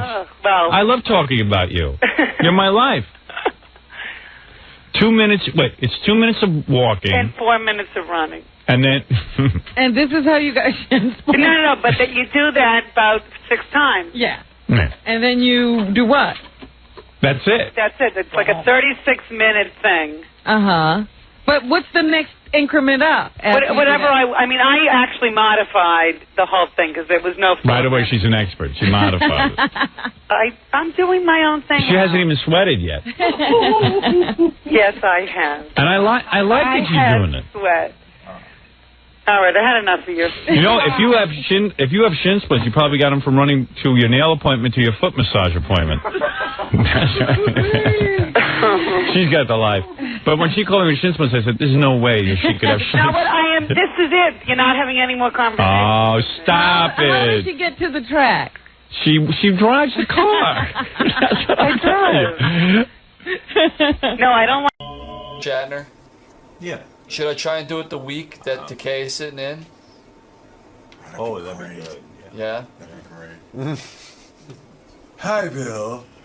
Hello. Hello. George, how are you? What were you I was trying to, I was trying to go. I have 20 minutes with Gary in the morning, and George walks in and says, "You're not going to believe where I was." I go, "George, what is it?" He goes, "I was in Italy, and everyone there mentions Howard Stern." Really? In Italy? Which is insane. No one's mentioning Howard Stern. I did not say everyone there mentions Howard Stern. You have a lot of fans. There were Americans that came up to me and sidled up to me and say, "Oh my," or "dry oatmeal," and I know exactly where they're coming from. Well, George I said, "George, on the air, talk on the air. Don't talk to me before the show. There's nothing that interesting." I gotta save it. You gotta save it. That's right. So what happened? You and Brad went on a vacation? 2 weeks, because I've been working all year long. And I thought are you referring to Heroes? The show? No. Super Ninjas, the Nickelodeon show. Saturday nights, 8:30, every Saturday night. Is this a major role for George 𝗻𝗍? Is this a role where it would take... When you say you've been working hard, you mean every day on the set? Not every day. It's like Charlie's Angels. I'm Charlie. Right. I'm the ninja master. And I've taught my grandson, his buddy, and his blonde crush how to be ninjas. Right. And in the dark of the night, within the shadows, not to getting any credit for it, they right the wrongs of the world. So it's, like at most, the ordinary episodes, at most 3 days. Right. But it keeps you in town. It keeps me in town. I can't get out. They're the... additional dialogue recording and all. Now, where did you go? So you and Brad went somewhere in Italy. We went to Milano, Venezia, Firenze, Roma, and Gary said Gary said you got to ask. I was George. in Rome. I was in Florence, but I didn't You didn't go to I didn't go crazy. Gary said to me, you got to ask George where he's been because his overpronunciation He's Italian. He's pronouncing them in the Italian. Well, it's the arrogance of the English speaking. Well, we impose. You're talking to us now. I believe that a place should be called by what the people of the place should want it to be called. You want to know something about George? He's right. Because someone has got to keep the integrity of the language. The other day, I'm talking to someone, and I caught myself. I said, this was during the hurricane.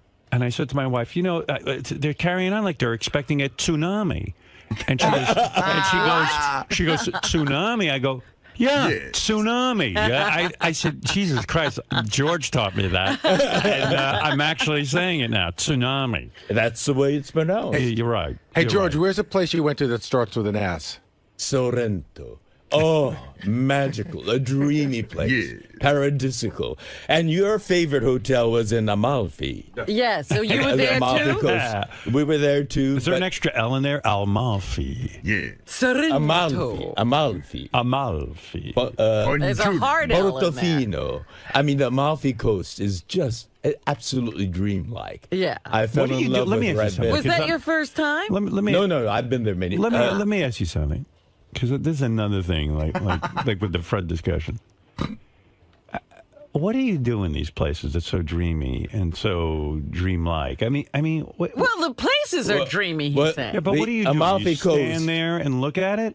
No. What do you do? Because I don't have any desire to go there. Well, it depends on the place. The Amalfi Coast. Once I get to the Amalfi Coast, what do I do?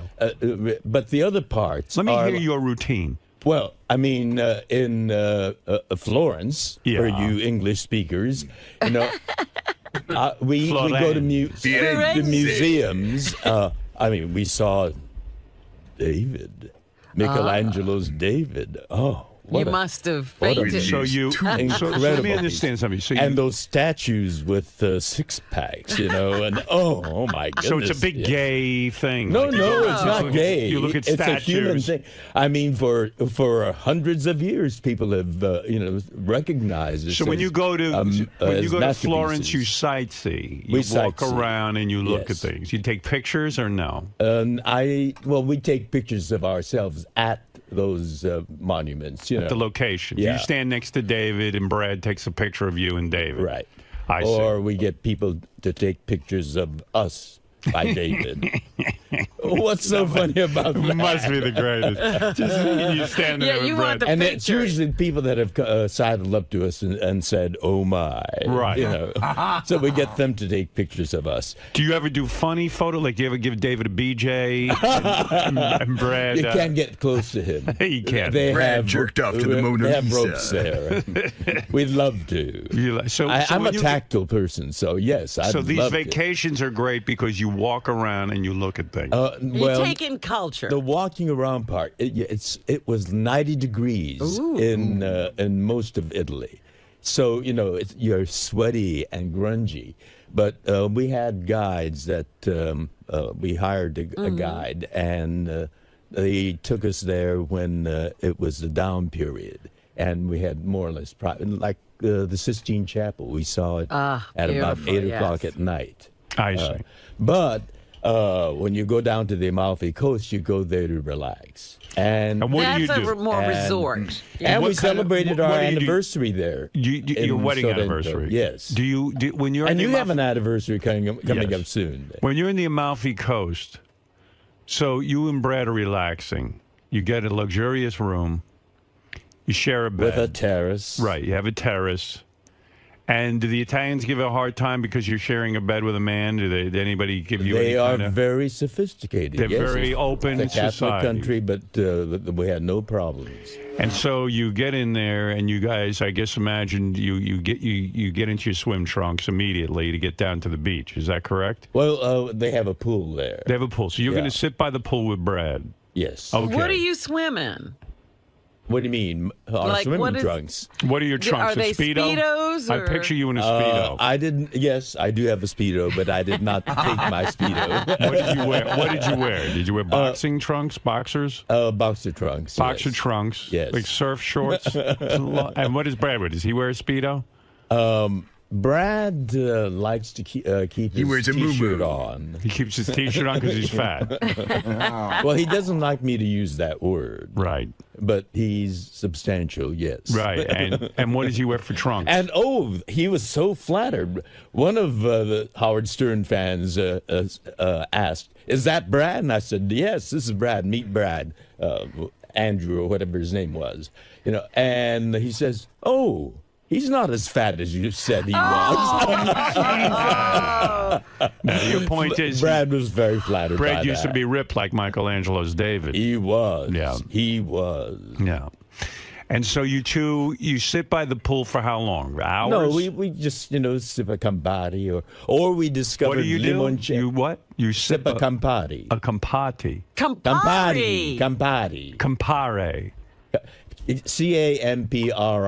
You sip Campari. You have alcohol. That's an alcohol? Yes, it's a liqueur. Yes, a liqueur. You sit by the pool. You get down to the Amalfi Coast. We in the south of in Campania. You get a buzz on. We discovered 𝗵𝗵ci𝘄𝗿𝗍. Right. In the Campania, you say? No, 𝗵𝗵ci𝘄𝗿𝗍. In Campania. Oh, That's Campania and 𝗵𝗵ci𝘄𝗿. Not in the Campania. Where are we? Campania. Oh, you illiterate Americans, you. The region of the Amalfi Coast is where they. That's called Campania. When you go to these places, do you research how to say the places because your pronunciation is dead on? Now, do you research that ahead of time? I don't speak Italian, but I try to get as close to it as possible. Brad has enormous difficulty with foreign languages. Right. Like in France, I taught him to at least say l'addition, s'il vous plaît. And when they bring it back to you and you look at it, you say merci. But when the way Brad pronounces it, it's really embarrassing. He gets it and he gets the bill and looks at it and says, mercy. So you're embarrassed by that because you are so couth and he is so uncouth. He's so unpolished. He's so American. So let me get back to the Amalfi Coast. Yes, Amalfi. Yeah, you get down to the pool, you guys hang out a little bit, you have a little of this Campari. I imagine you get a little buzz on, Campari, right? yes. It's Campari. Why are you calling it Campari?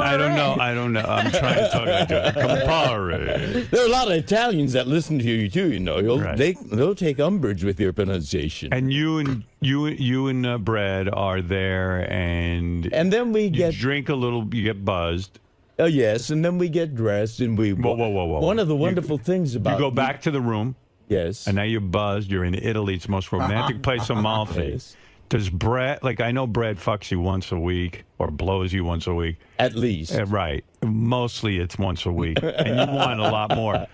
When you're on vacation and you're in Amalfi, does he start blowing you when you get back to the room? We may have a horizontal slow dance in bed. Right. So you did. A slow dance. So was it more romantic being away? No wrestling. Was it more relaxed on vacation? Oh, yes. Yeah. Oh, yes. So you got blown a couple of times during the 2-week period. And then we get dressed and we walk around. And the wonderful thing about these villages, of Campania is the charm. I mean, the cobbled street, the That's narrow what I'm saying. alleyways. I mean, did he at least get a little romantic? I mean, yes. A little more, because you're in the same room. Absolutely. Yeah. You get back from the pool, you get the Campari, You're hanging around all day. You're lit. Rinse down on a shower. Exactly. Right, and then you walk in the room in your robe. We're in the land of Caesar. Blow me.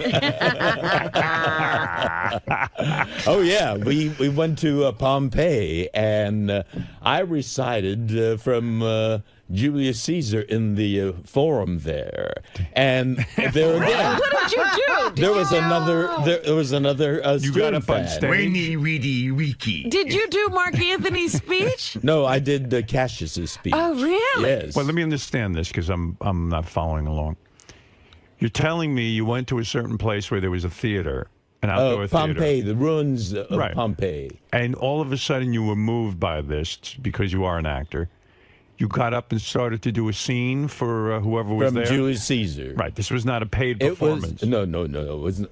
There were just a scattering of people there. This was near the end of the day. Did other people notice? The people. Oh, they did. I got applause from up in the. Anybody tried to have you put in a straitjacket? So you got up and you started. No, they asked for autographs. What did you begin to recite? Let me hear what you did.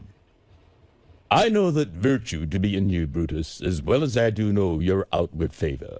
Well, honor is the subject of my story. I do not know what you and other men think of this life, but as for my single self, I had as lief not be as live to be in awe of I myself. So you were doing this, and Brad is sitting there watching you. Is he recording this? How long did that go on? No, he's rolling his eyes. How long did that go on? Just a few minutes. A few minutes, I see. Brad sat there and ate M&M's. So how many times did you guys have sex over the vacation, the 2-week period, would you say? I mean, a ballpark.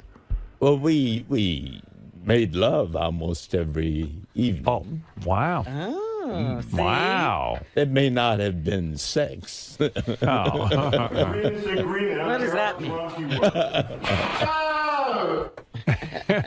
What was that? That was a tape of you two. You're mine. You're mine, Mead. You're my possession. So there wasn't a lot of sex, even on the. There was. There was. There was. More than one a week. And did you say to him, "Hey, Brad, why can't we maintain this at home?" Well, at home we have schedules. Right. So, and Brad is very schedule conscious, and Right. he's detail oriented. This has got to be done. This, but when you listen to the experience that Fred had, it really makes you aware of how precious. Of course. These moments. So I'm so grateful to this moment, sharing it with you and your listening audience. I mean, there's nothing I'd enjoy more than waking up early in the morning. Actually, this morning wasn't difficult to wake up because I was jet lagged and I was staring at the ceiling. It's funny. I was thinking of you this morning. I knew you were on the show, of course, and I woke up and I was just cursing out, because it was 4 o'clock in the morning, and I was like, oh, I'm so fucking tired. And I went, I bet you George. I mean, George is an older guy. I bet you he's fucking beside himself that he's even getting up this early. But I was wide awake, ready to go. Just wait until tomorrow. I think that's the second day is when it usually hits. Jitters, huh? But I'm fine today. People don't realize how old you are and how good a shape you are. Well, I try to maintain myself, and it's because we're healthy that we can do what we can do. Yeah. I mean, and doing Italy, like I see all these. Did your feet hurt? I know you got that problem with your feet. I have problems with my feet, but if you do it, intelligently. I mean, I sit down periodically. Right. I love going up and down those steps because I work on my thigh muscles. Is there anything we can do about your feet, though, so they don't hurt you? Well, I can get surgery again, but there's no guarantee, according to the doctor. Yeah, fuck it. I mean... He's got the weirdest feet you ever saw. I know. They look like 6 months alien out of the feet. year, I'd be gone. I can't even believe you fit into shoes with those feet. Oh, I'm fine. Yeah. I used to run marathons with that feet. Wow. That foot. Those feet. They both look the same, George. Okay, both of them. How do you stay thin if you don't run anymore? What do you do? You just walk around? I walk and I work out with weights and so forth. Right. Fitness center, the whole thing. Okay. Well, anyway, George is with us for the whole week. For those of you who are George Takei fans, and that's pretty much everyone. It's great being here with you. Hey, by the way, speaking of some of them, William Shatner's calling in at 7. Is that right? The real William Shatner. Is going on? He's coming. He's calling. Oh, he's coming in. He's calling. He's calling in. Oh. He'll be on the Bill phone. is. Bill, yeah. Oh, what do you know? And I think this is a setup, right? No, actually not. Actually not. It's really him. He said it's the real William Shatner. Not only is it the yes, real... I know the meaning of the word real on this show. No, it really is. It really is. How are we going to convince George? Really, really, really is. I know, yes. He was scheduled to call and he's promoting something, and you were, of course, scheduled to be... It wasn't a setup. If you got him in the studio, that would be then something. I would believe it. Right. Because you did have him in the studio then. when I phoned in once. You got me to phone in. But when you have people phoning in, but really, I know that it's a real one. No, yes. it'll really be him. You'll see. Here's your Shatner stuff. So, new book, new album. You can see all the songs that he covers there, including Space Cowboy, Rocket Man, Space Oddity. He does the Bohemian Rhapsody. Rocket Man is old. He did Rocket Man years ago.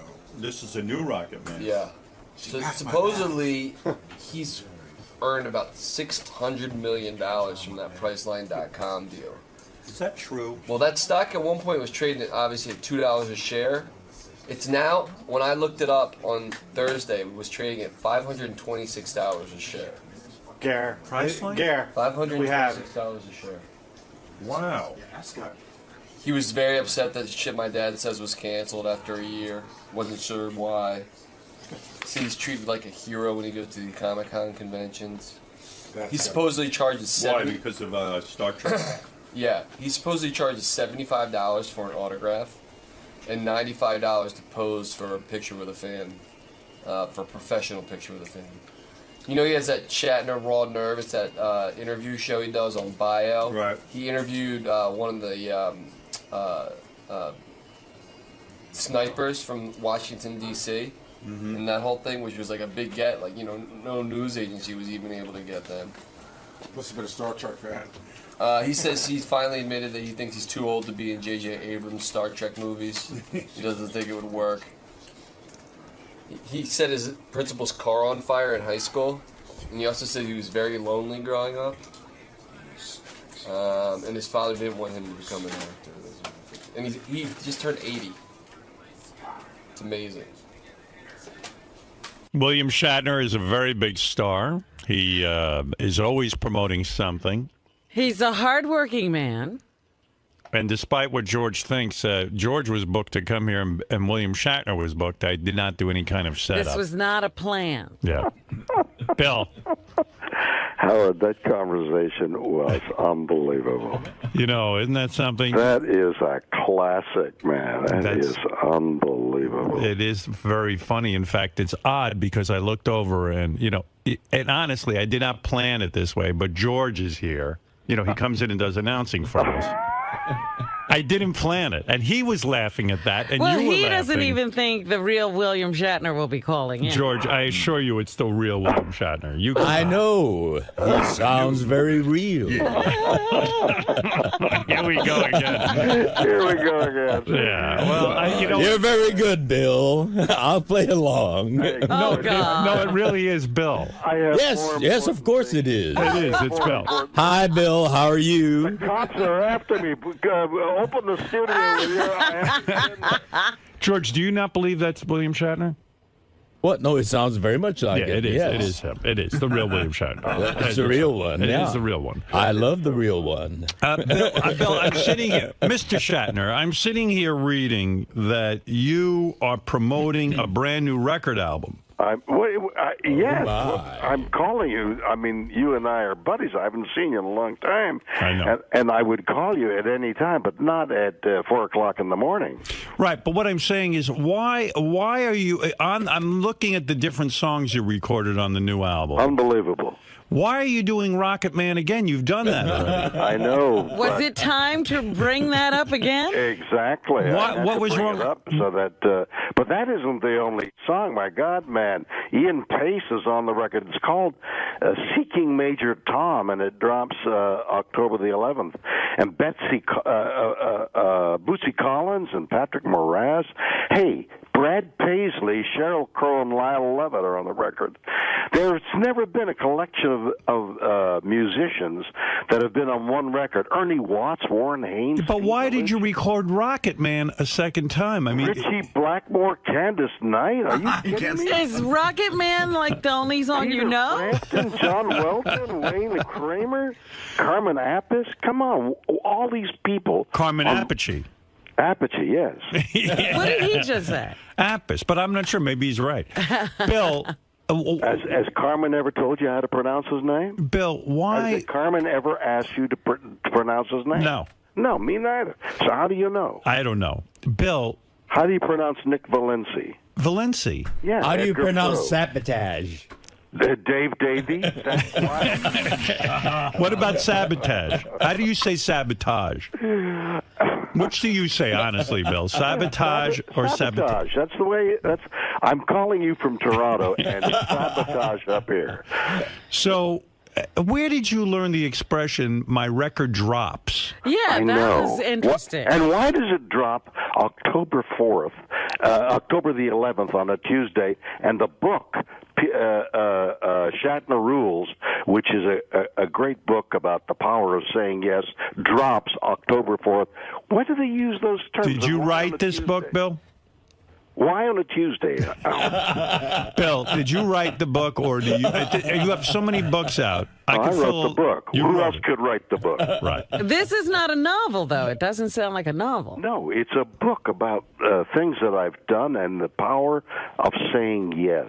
Bill, why do you work so hard? I'm serious, and I'm not making a joke. No, all right, so I'll be serious. Why? What is this with the books and the DVD of the captains on the 18th and a one-man show on the 19th? Yeah, I don't even know where to begin asking you about these things. What a DVD of the captains? Well, I directed a terrific documentary. Got great notices. We opened it on the aircraft carrier, the aircraft carrier, the Intrepid, a couple of months ago. The sun is setting in the New York harbor, and there's a huge screen on the flight deck of the Intrepid. 1,000 people are sitting there watching the documentary, and the skyline of New York behind. Can you imagine the beauty? Well, and there's a DVD of that very well-received film called The Captains dropping on the 18th. Now the DVD is dropping. That's right. So there's a record. My question, record, Bill. Record, a book, a DVD, and the one-man show. My question is this. Yes. You still love working, obviously, because you're involved in all these projects, and yet I read. And tell me if this is true. And this is something that we went over a long time ago. The Toronto Sun reported that Mr. William Shatner made $600 million from his decision to take Priceline.com stock as payment to the company's for the company when they hired him as a pitchman. You know, all right, let me explain that. You know, I'm the spokesman for Priceline.com. Right. All right. And they paid you in stock. They paid me in stock a long time ago. And the stock then there was the bubble. Yes. Right. And the bubble went up, and the bubble crashed. Right. So the stock came out at, I've forgotten, $1. It went to hundreds of dollars. Right. And before the people involved who had stock could get rid of the stock, could sell the stock, the bubble burst. Yes. It was worth pennies. And what is the stock worth today? I think $500-600. $526 a share. Right. Really? So everybody got rid of the stock at pennies. Oh, so you got rid of yours? Of course, everybody did. But why not? And then you went back as a spokesperson for money. Right. Well, we continued. Yeah. Well, you know, they paid me per year. Buy high and sell low. Yes, but Bill, why didn't you put your foot in that guy's mouth? Have you guys gotten any closer to liking each other? Any? I love George. Are you serious? And I love you too. Don't we just exude? I love the difference. I mean, it's so crazy. I have pleasure in the theory of love, and your practice of love is different from mine. Do you know George? There are psychotic people that you love as well, don't you? That's right. There are iconic people that we love together. That's true. Have you guys ever run into each other anywhere? No, the only way he'd run into me is with a car.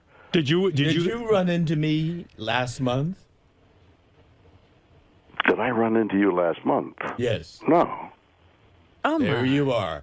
This is the real Bill Shatner. So what happened, the George? real. Let me ask you something. Wait a second. You were at that Las Vegas that's absurd. convention. Did I run into you? No, that's the real Shatner. George, that's absurd. Did you see Bill Shatner last month? I did. At Where a did Star you Trek convention at a Star in Trek Las Vegas.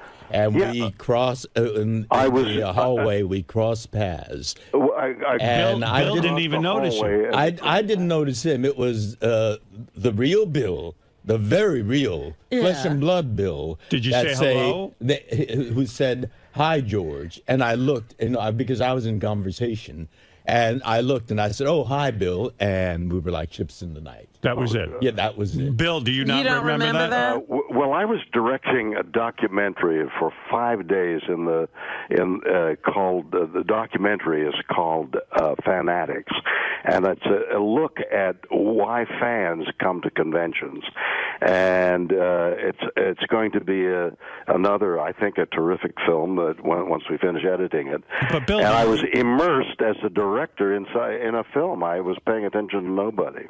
So in other words, you don't remember running into George at all? No, actually I don't, and that's the real Bill.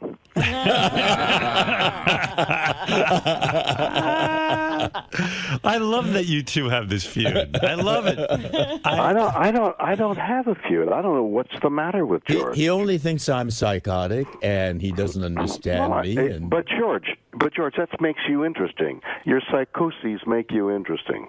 So you two did, in fact, run into each other, but it was such a non-event. Did you? Well, he was the one that recognized me and said, "Hi, George."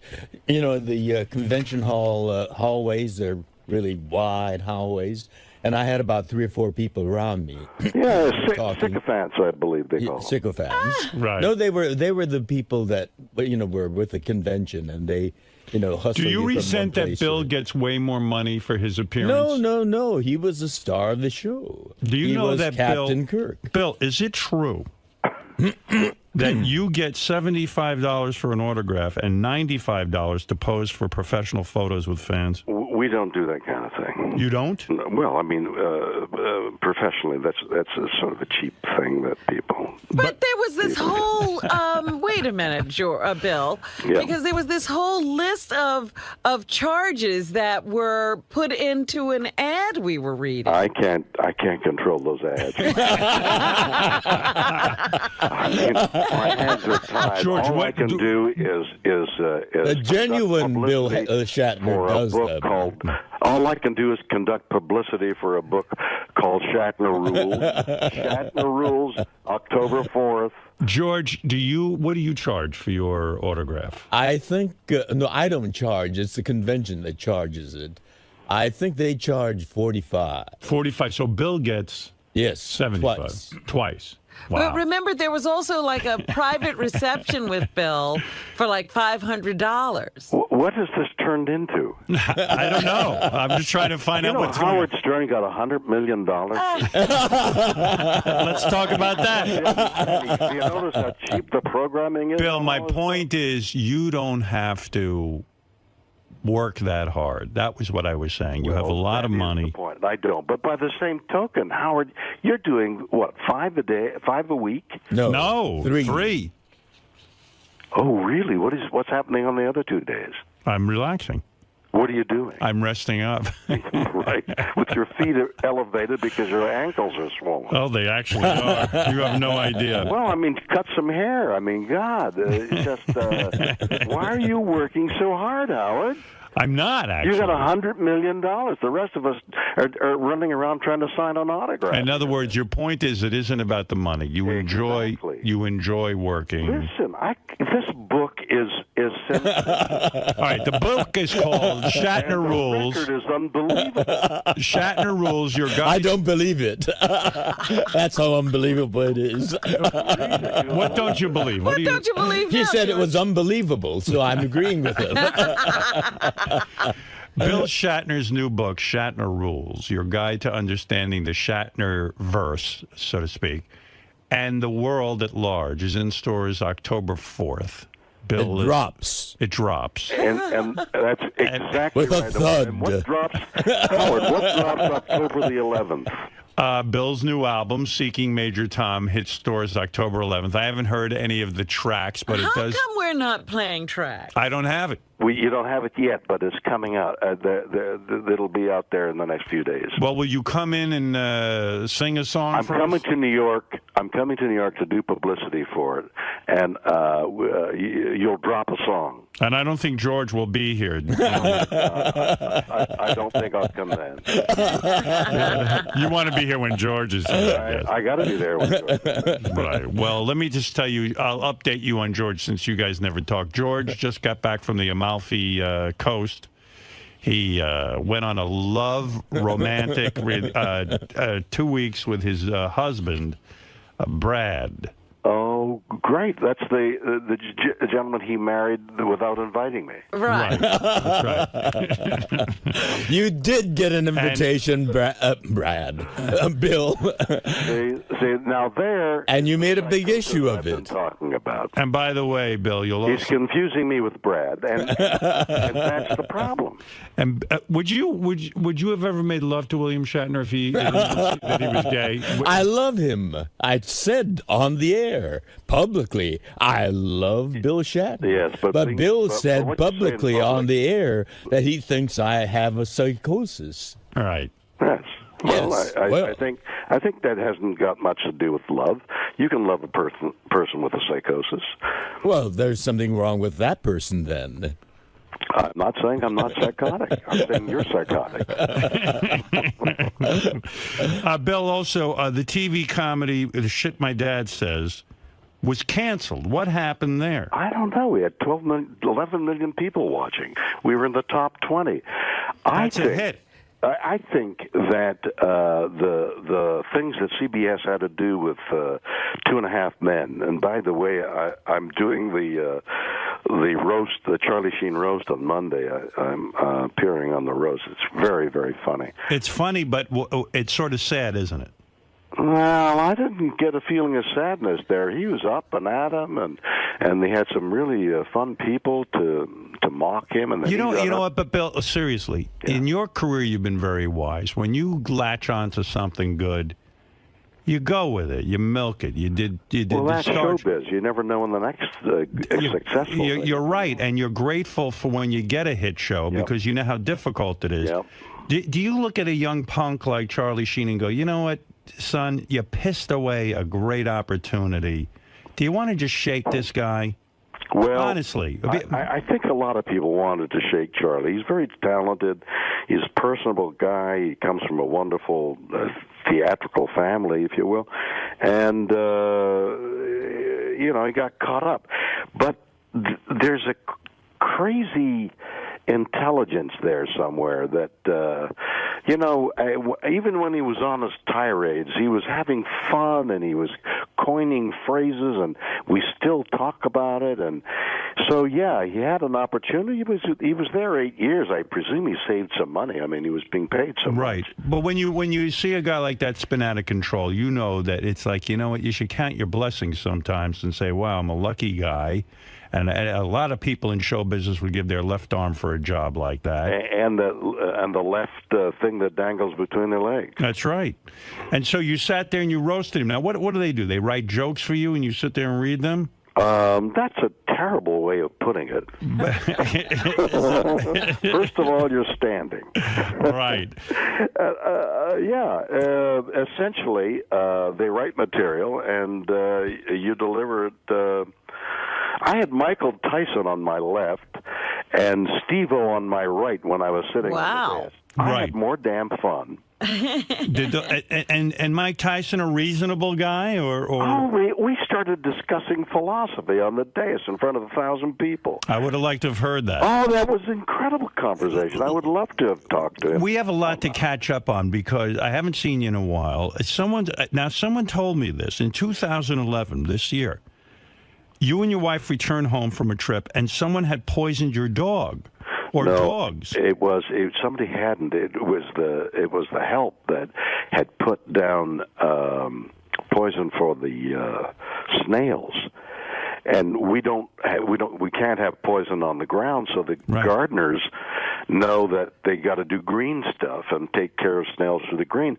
Somehow, this person had sprinkled snail poison to get rid of snails, and the dogs ate it. Yes, my dogs were poisoned, and happenstance was I was landing at the very moment they were being brought into an emergency hospital. I was landing in LAX. I rushed over there, and in a couple of days, with their intensive care, we saved both dogs. Oh, you did? That's wonderful. Someone told me you originally reported to the police that you suspected 𝗪𝗓 𝗶𝗍 did it. I didn't think George would use poison. George would. I love you too much. Spill his seed all over my. Do you seriously? That's a very traumatic thing, actually. Oh my God! My dogs are my wife and I. Our dogs are our kids. I mean, it was horrible. And you know what else I learned about you? I didn't know you were very close with Sandra Bullock and Jesse James. Those are your good friends. I was at their wedding. How does that happen? How do you know them? Is your question? No, how do you know? How do you have such a close relationship with Are them? you friends with Jesse or Sandra? Both of them are my closest bosom friends. I don't have any better friends than Jesse and Sandra. Is that true? No. Oh, but I did 2 movies with Sandra. Right. I see. So you were invited to the wedding. Yeah. I didn't know Jesse, and you talk about missed opportunity, but you more than anyone knows what it's like to be can conceive what it's like to be in somebody else's motorcycle boots. You don't know what the dynamics are and what each personality is doing. I'm sure you said to yourself at the wedding, even these two don't belong together. If ever there was a mismatch. At first glance, no, it doesn't seem like it. But who knows what Sandra's thinking? This intense guy, bad boy. I mean, how attractive that must have been. She was deeply in love with him, as I'm sure he was with her, because she's a very lovable person. Bill, this new album you did, do you feel a connection to these songs, or does a producer come to you and say... No, you understand, Seeking Major Tom is my idea of what happened to Major Tom from Space Oddity. What happened to Major Tom when he stepped out of that capsule? And I believe he walked on the moon. I believe he thought about his wife through Rocket Man, and she became, she blinded me with science. He's a space cowboy. He goes to heaven in the Sinatra song. He goes to hell with Iron Man. I mean, it's a monumental record that is going to knock you off your socks. What? It's a concept album. It's a concept album with 20 songs that I think are stupendous. I'm just wondering if Bill picks these songs or some producer. I'm assuming. Whose idea was it? Yeah, whose idea was this? Mine. Really? Good, bad, or indifferent. If you laugh at it, it's my problem. If you love it the way I think you will, it's my advantage. Did you set fire to your principal's car in high school? That's a true story? Yes. Were you an angry man? Well, he strapped the hell out of me. That's the time when they had, and this is all in the book, which is drops October 4th. It's called. Where are you right now, by the way? Where are you right now? Where are you right now? I'm in a hotel room in Toronto. With your wife? Yes. What is she wearing? She's wearing a silk negligee, and her long golden hair spills gently across her shoulders. Did you make love to your wife last night in Toronto? I never not make love to my wife one way or another. No, the reason I bring it up is George was saying earlier that him and Brad, that's bad English. I know. I'm sorry. I'm correcting myself. Brad and George make love only once a week on Sunday. Well, it's only blowjobs. What else? Well, there's anal. Have him describe. You and I went into the homo room and we began to talk. That's true. But seriously, that's good for is your love life still? It's good for his prostate. No, I don't have any trouble with my prostate either. How often do you and your beautiful wife make love? So, I mean, it's uncountable. Sometimes as quickly as a rabbit might. You know what lions do on the veldt? No, is the love making as much as it used to be, or more passionate and more loving and? I'm glad to hear that. And sweeter. That's what beautiful love is, Howard. These are things I need. I'm glad that you and George have that in your life. I really am. Well, I'm sorry that you don't. I do. Well, there you are. I didn't say I didn't. How many times do you make love to your wife? I make love to my wife as often as possible, but I masturbated last night. Well, wait a minute. That made what, once a month? I masturbated to babysitter porn last night. I'll be honest. Well, that's not good for your wife. You still masturbate, George? Yes. You do. How often? just when I, get the urge. George, you're tongue-tied. Well, what about you, Bill? And that's Bill, because he made love to Brad. Bill, do you still masturbate? I can't find it. Bill's new book, Mr. William Shatner, I should say. The new book. Before I go into the plug, why did you burn down your principal would strap you? Yeah, in those days, if you did something wrong, they'd ask you to hold out your hand, and they'd lay into you with a rubber strap.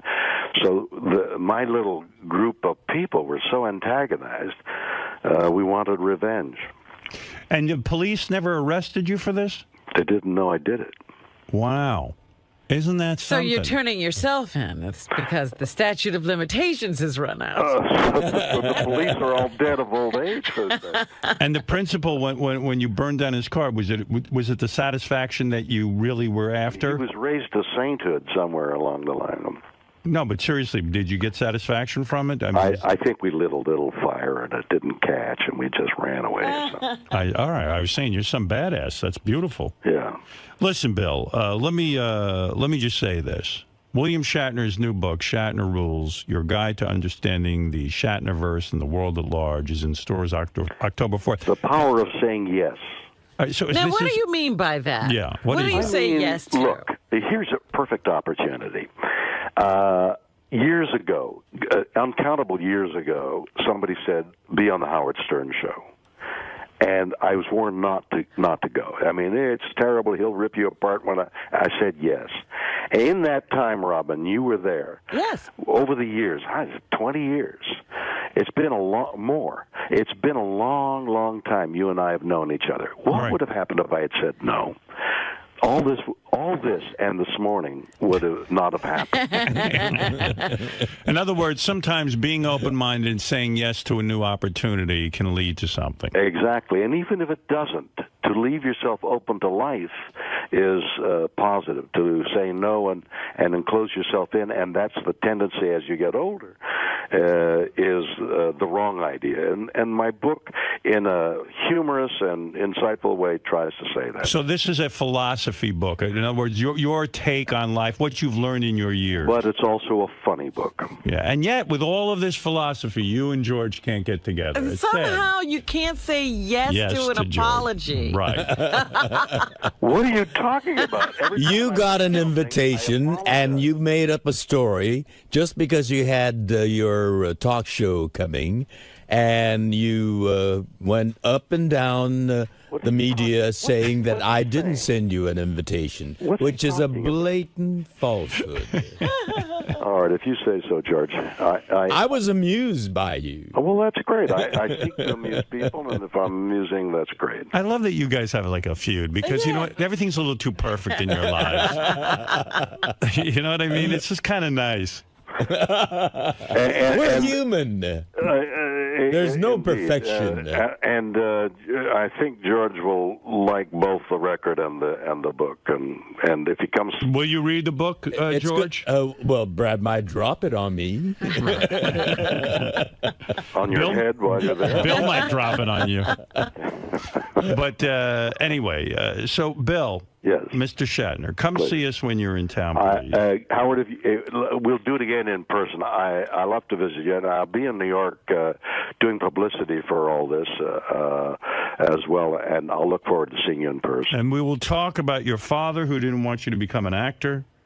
We will talk about your lonely days in high school. We'll talk about how you were bullied and how lonely you were. Now, if George knew all these things, he might have some compassion. Well, George can learn about sympathy for him. in Shatner Rules. And I'm interested in your philosophy. Well, let's talk about it. All right, very good. All right. Thanks for calling. George, hello, and pleasure to talk to you. The two of you guys, I can't wait to see you in early October. And I can't think wait. You are genuine. Yes, you are the real, genuine Bill. What is it, Gary? Hey, all the guys in the office wanted to know if you would ask them about the Schwarzenegger story. Oh, yeah. Hey, I got to ask you about that. What's that? I almost forgot. Here's the story I heard. Yeah. You were somewhere having breakfast or lunch. I don't know what it was. That's true. Okay. You were having breakfast and lunch. Arnold Schwarzenegger was at a table. That's right. How do you know all this? Because I read about it. How the heck did you? But this is crazy. William Shatner goes up to say hello to Arnold Schwarzenegger. He was excited to say hello. You know how people in show business will do that, even though they He does it. I've seen him working at a restaurant. He goes up and talks to anybody who's famous. And Arnold Schwarzenegger blew off William Shatner. Like, how? Treated him like shit. Really? No. Yeah. He did. I don't wonder where you read that. I read it all over the place, actually. And that Arnold Schwarzenegger afterwards had a conversation with his son, and he goes, "Who the hell was that?" Well, he might have said that. He might have said that. And the guy goes, "Dad, that's the captain. It's William Shatner. And he listed all your TV credits, everything. And Arnold goes, "I don't know who that is." Oh, and it's possible. Why not? I mean, he doesn't know anything about politics. Why would he know something about me? I know Arnold Schwarzenegger. I've had many conversations with him. Really? It must have been a very slow-paced conversation. Bill, what happened? What is the truth of what happened there? Well, the area was an area I used to take my girls, my own children, these many years ago. Well, it turns out that my grandchildren and my kids and Elizabeth and I all went to the same place the other week. It was a magical place where I took my kids. I'm taking my grandkids, and we're sitting around eating, and over at the next table is Arnold and his family. They're doing the same thing. It's like a family place. So after my kids left, they went their way. Lizzie and I were going home. I dropped over to the table and said, "Hello." Yeah, Bill Shatner. Yeah, and he kind of vaguely, I thought he might not have recognized me. He didn't blow me off. He shook my head, hello, and then I went my way. But for you to know that story is like, I'm trying to figure out how many of his kids were at the table? Arnold's? Yeah. Well, he had his son there, and they were separated by about a yard. I mean, you're sitting beside your son, and you're separated by a yard. I thought that was strange. Yeah. And as I was leaving, 3 or 4 very muscular guys carrying food were on their way back to that table. I sort of looked behind me as they joined him, and that was all that took place. Now, how the heck do you know that? Because it was in the newspaper, and but who could have reported that? Everything. Gary, where did we read that? It was crazy. And then what it said in the paper, what the point of the story was that Arnold, I guess they had Arnold's conversation with his son afterwards. I guess someone overheard it. I know, we got it from a kid that was sitting at the next table, blocked the whole thing. Oh, right. Sitting at the next table? Some kid witnessed the whole thing and blogged it. Oh, for God's sakes. And he blogged the conversation afterwards, and it was terribly awkward, they said, where Arnold was like, I don't know. No, it wasn't. It was a guy's, I thought, there's Arnold Schwarzenegger. I've met him on 1 or 2 occasions, as many as I've met George, I think, and I went over just to say hello. Can I tell you something? That didn't penetrate. But it seems like it was sort of weird because I never ever go over to somebody's table. The one time I did, I was with my wife. We're at a restaurant, and who's sitting there? Heath Ledger at the time with his wife. And so I was a big fan of his performance in Batman, where he played the Joker, you remember, and I thought he was great in Brokeback Mountain. Yeah, he was. And, my wife's there, and I wanted to be a big shot. I wanted to, she goes, "Oh, don't you know him?" I go, "Play that game." "I don't know him, but I know Michelle Williams. She was on my show, and I could go over and say hello, but I don't do that kind of thing." She goes, "Oh, it'd be great just to tell him what we thought of, Brokeback Mountain." I go, "What the fuck? Let me go do this." Well, I walk over. This guy shoots me a look like I'm interrupting his dinner. I felt like the biggest jack-off on the planet. And I was like, oh, my God, this guy gave me the blow-off in front of my then-girlfriend. And I'm like, I must look like such a tool. Well, no, I was embarrassed. Well, yes, but that's a good experience for you because it happens so rarely. No, I would never do it again. Well, the thing that is appalling to me is this took place in 5 seconds. Hello, Mr. Schwarzenegger, how are you? And he sticks out a hand, and I thought, but you know, he's overwhelmed with sorrow anyway, and dulled by the events, and I just went on my way. I think I was alone because the kids had gone off. Liz had gone to buy ice cream for them, and I was going to get the car. I was alone. So it didn't affect you in an emotional way, like where you said, "Oh my God, No, but in the privacy of the car, when my wife came to the car as we were leaving, I said to her in the privacy of the car, "This is what happened," and exactly what you've just described. I explained to her. That's the only verbal explanation of what happened, and for you to tell me that this whole event, it was on the blog, right? Is like, I mean, I don't want to get out of this hotel room. I know people are watching everything, but you know what? It's really true, though. I find those kinds of things embarrassing because I think because you're in show business, you expect that someone is going to give you a certain conversation. And then when they don't, you feel like a dick. Well, I think that you usually get a pretty decent reception when you walk up to people, right, Bill? Why are you conditioning a pretty decent? Why not say enthusiastic? An enthusiastic and warm reception. Listen, I got to tell you something. I don't go up to anybody. I have been at parties. I remember the first time I was at a party in Hollywood, and Rod Stewart was sitting there with his then wife, the blonde, Rachel Hunter. And they said, oh, and he's maybe 5 feet away from, I don't know, 20 feet away from me, something like that. Someone walks up and goes, Rod Stewart would like to meet with you. Why don't you come over here? I said, well, I'm not going anywhere. Let him get off his fat ass. That's a new one. I said, tell him to come over here and meet with me. I mean, and then one time that happened, I think, with Britney Spears. I was talking to someone. I was at a Grammy party. Miss Britney Spears would like to meet you. I said, well, tell her to come on over. That's hysterical. Have you ever seen that? No, I've never heard. That's a new one. So that's why I stay to myself. I'm not looking to bother anyone. The one time I did it was a disaster. Well, I've seen Bill, as I said, in a restaurant, and he walked right up to Tom Selleck and said, hey, I'm William Shatner. And they had a lovely conversation. Really? Tom and I, but I know Tom for some years. Well, I just witnessed you going up and saying hello. So with the philosophy of your book, I would have gone up and said hello. But Bill, with the philosophy of your book, so you saying yes to say you had a thought. But that's exactly right. That's exactly right.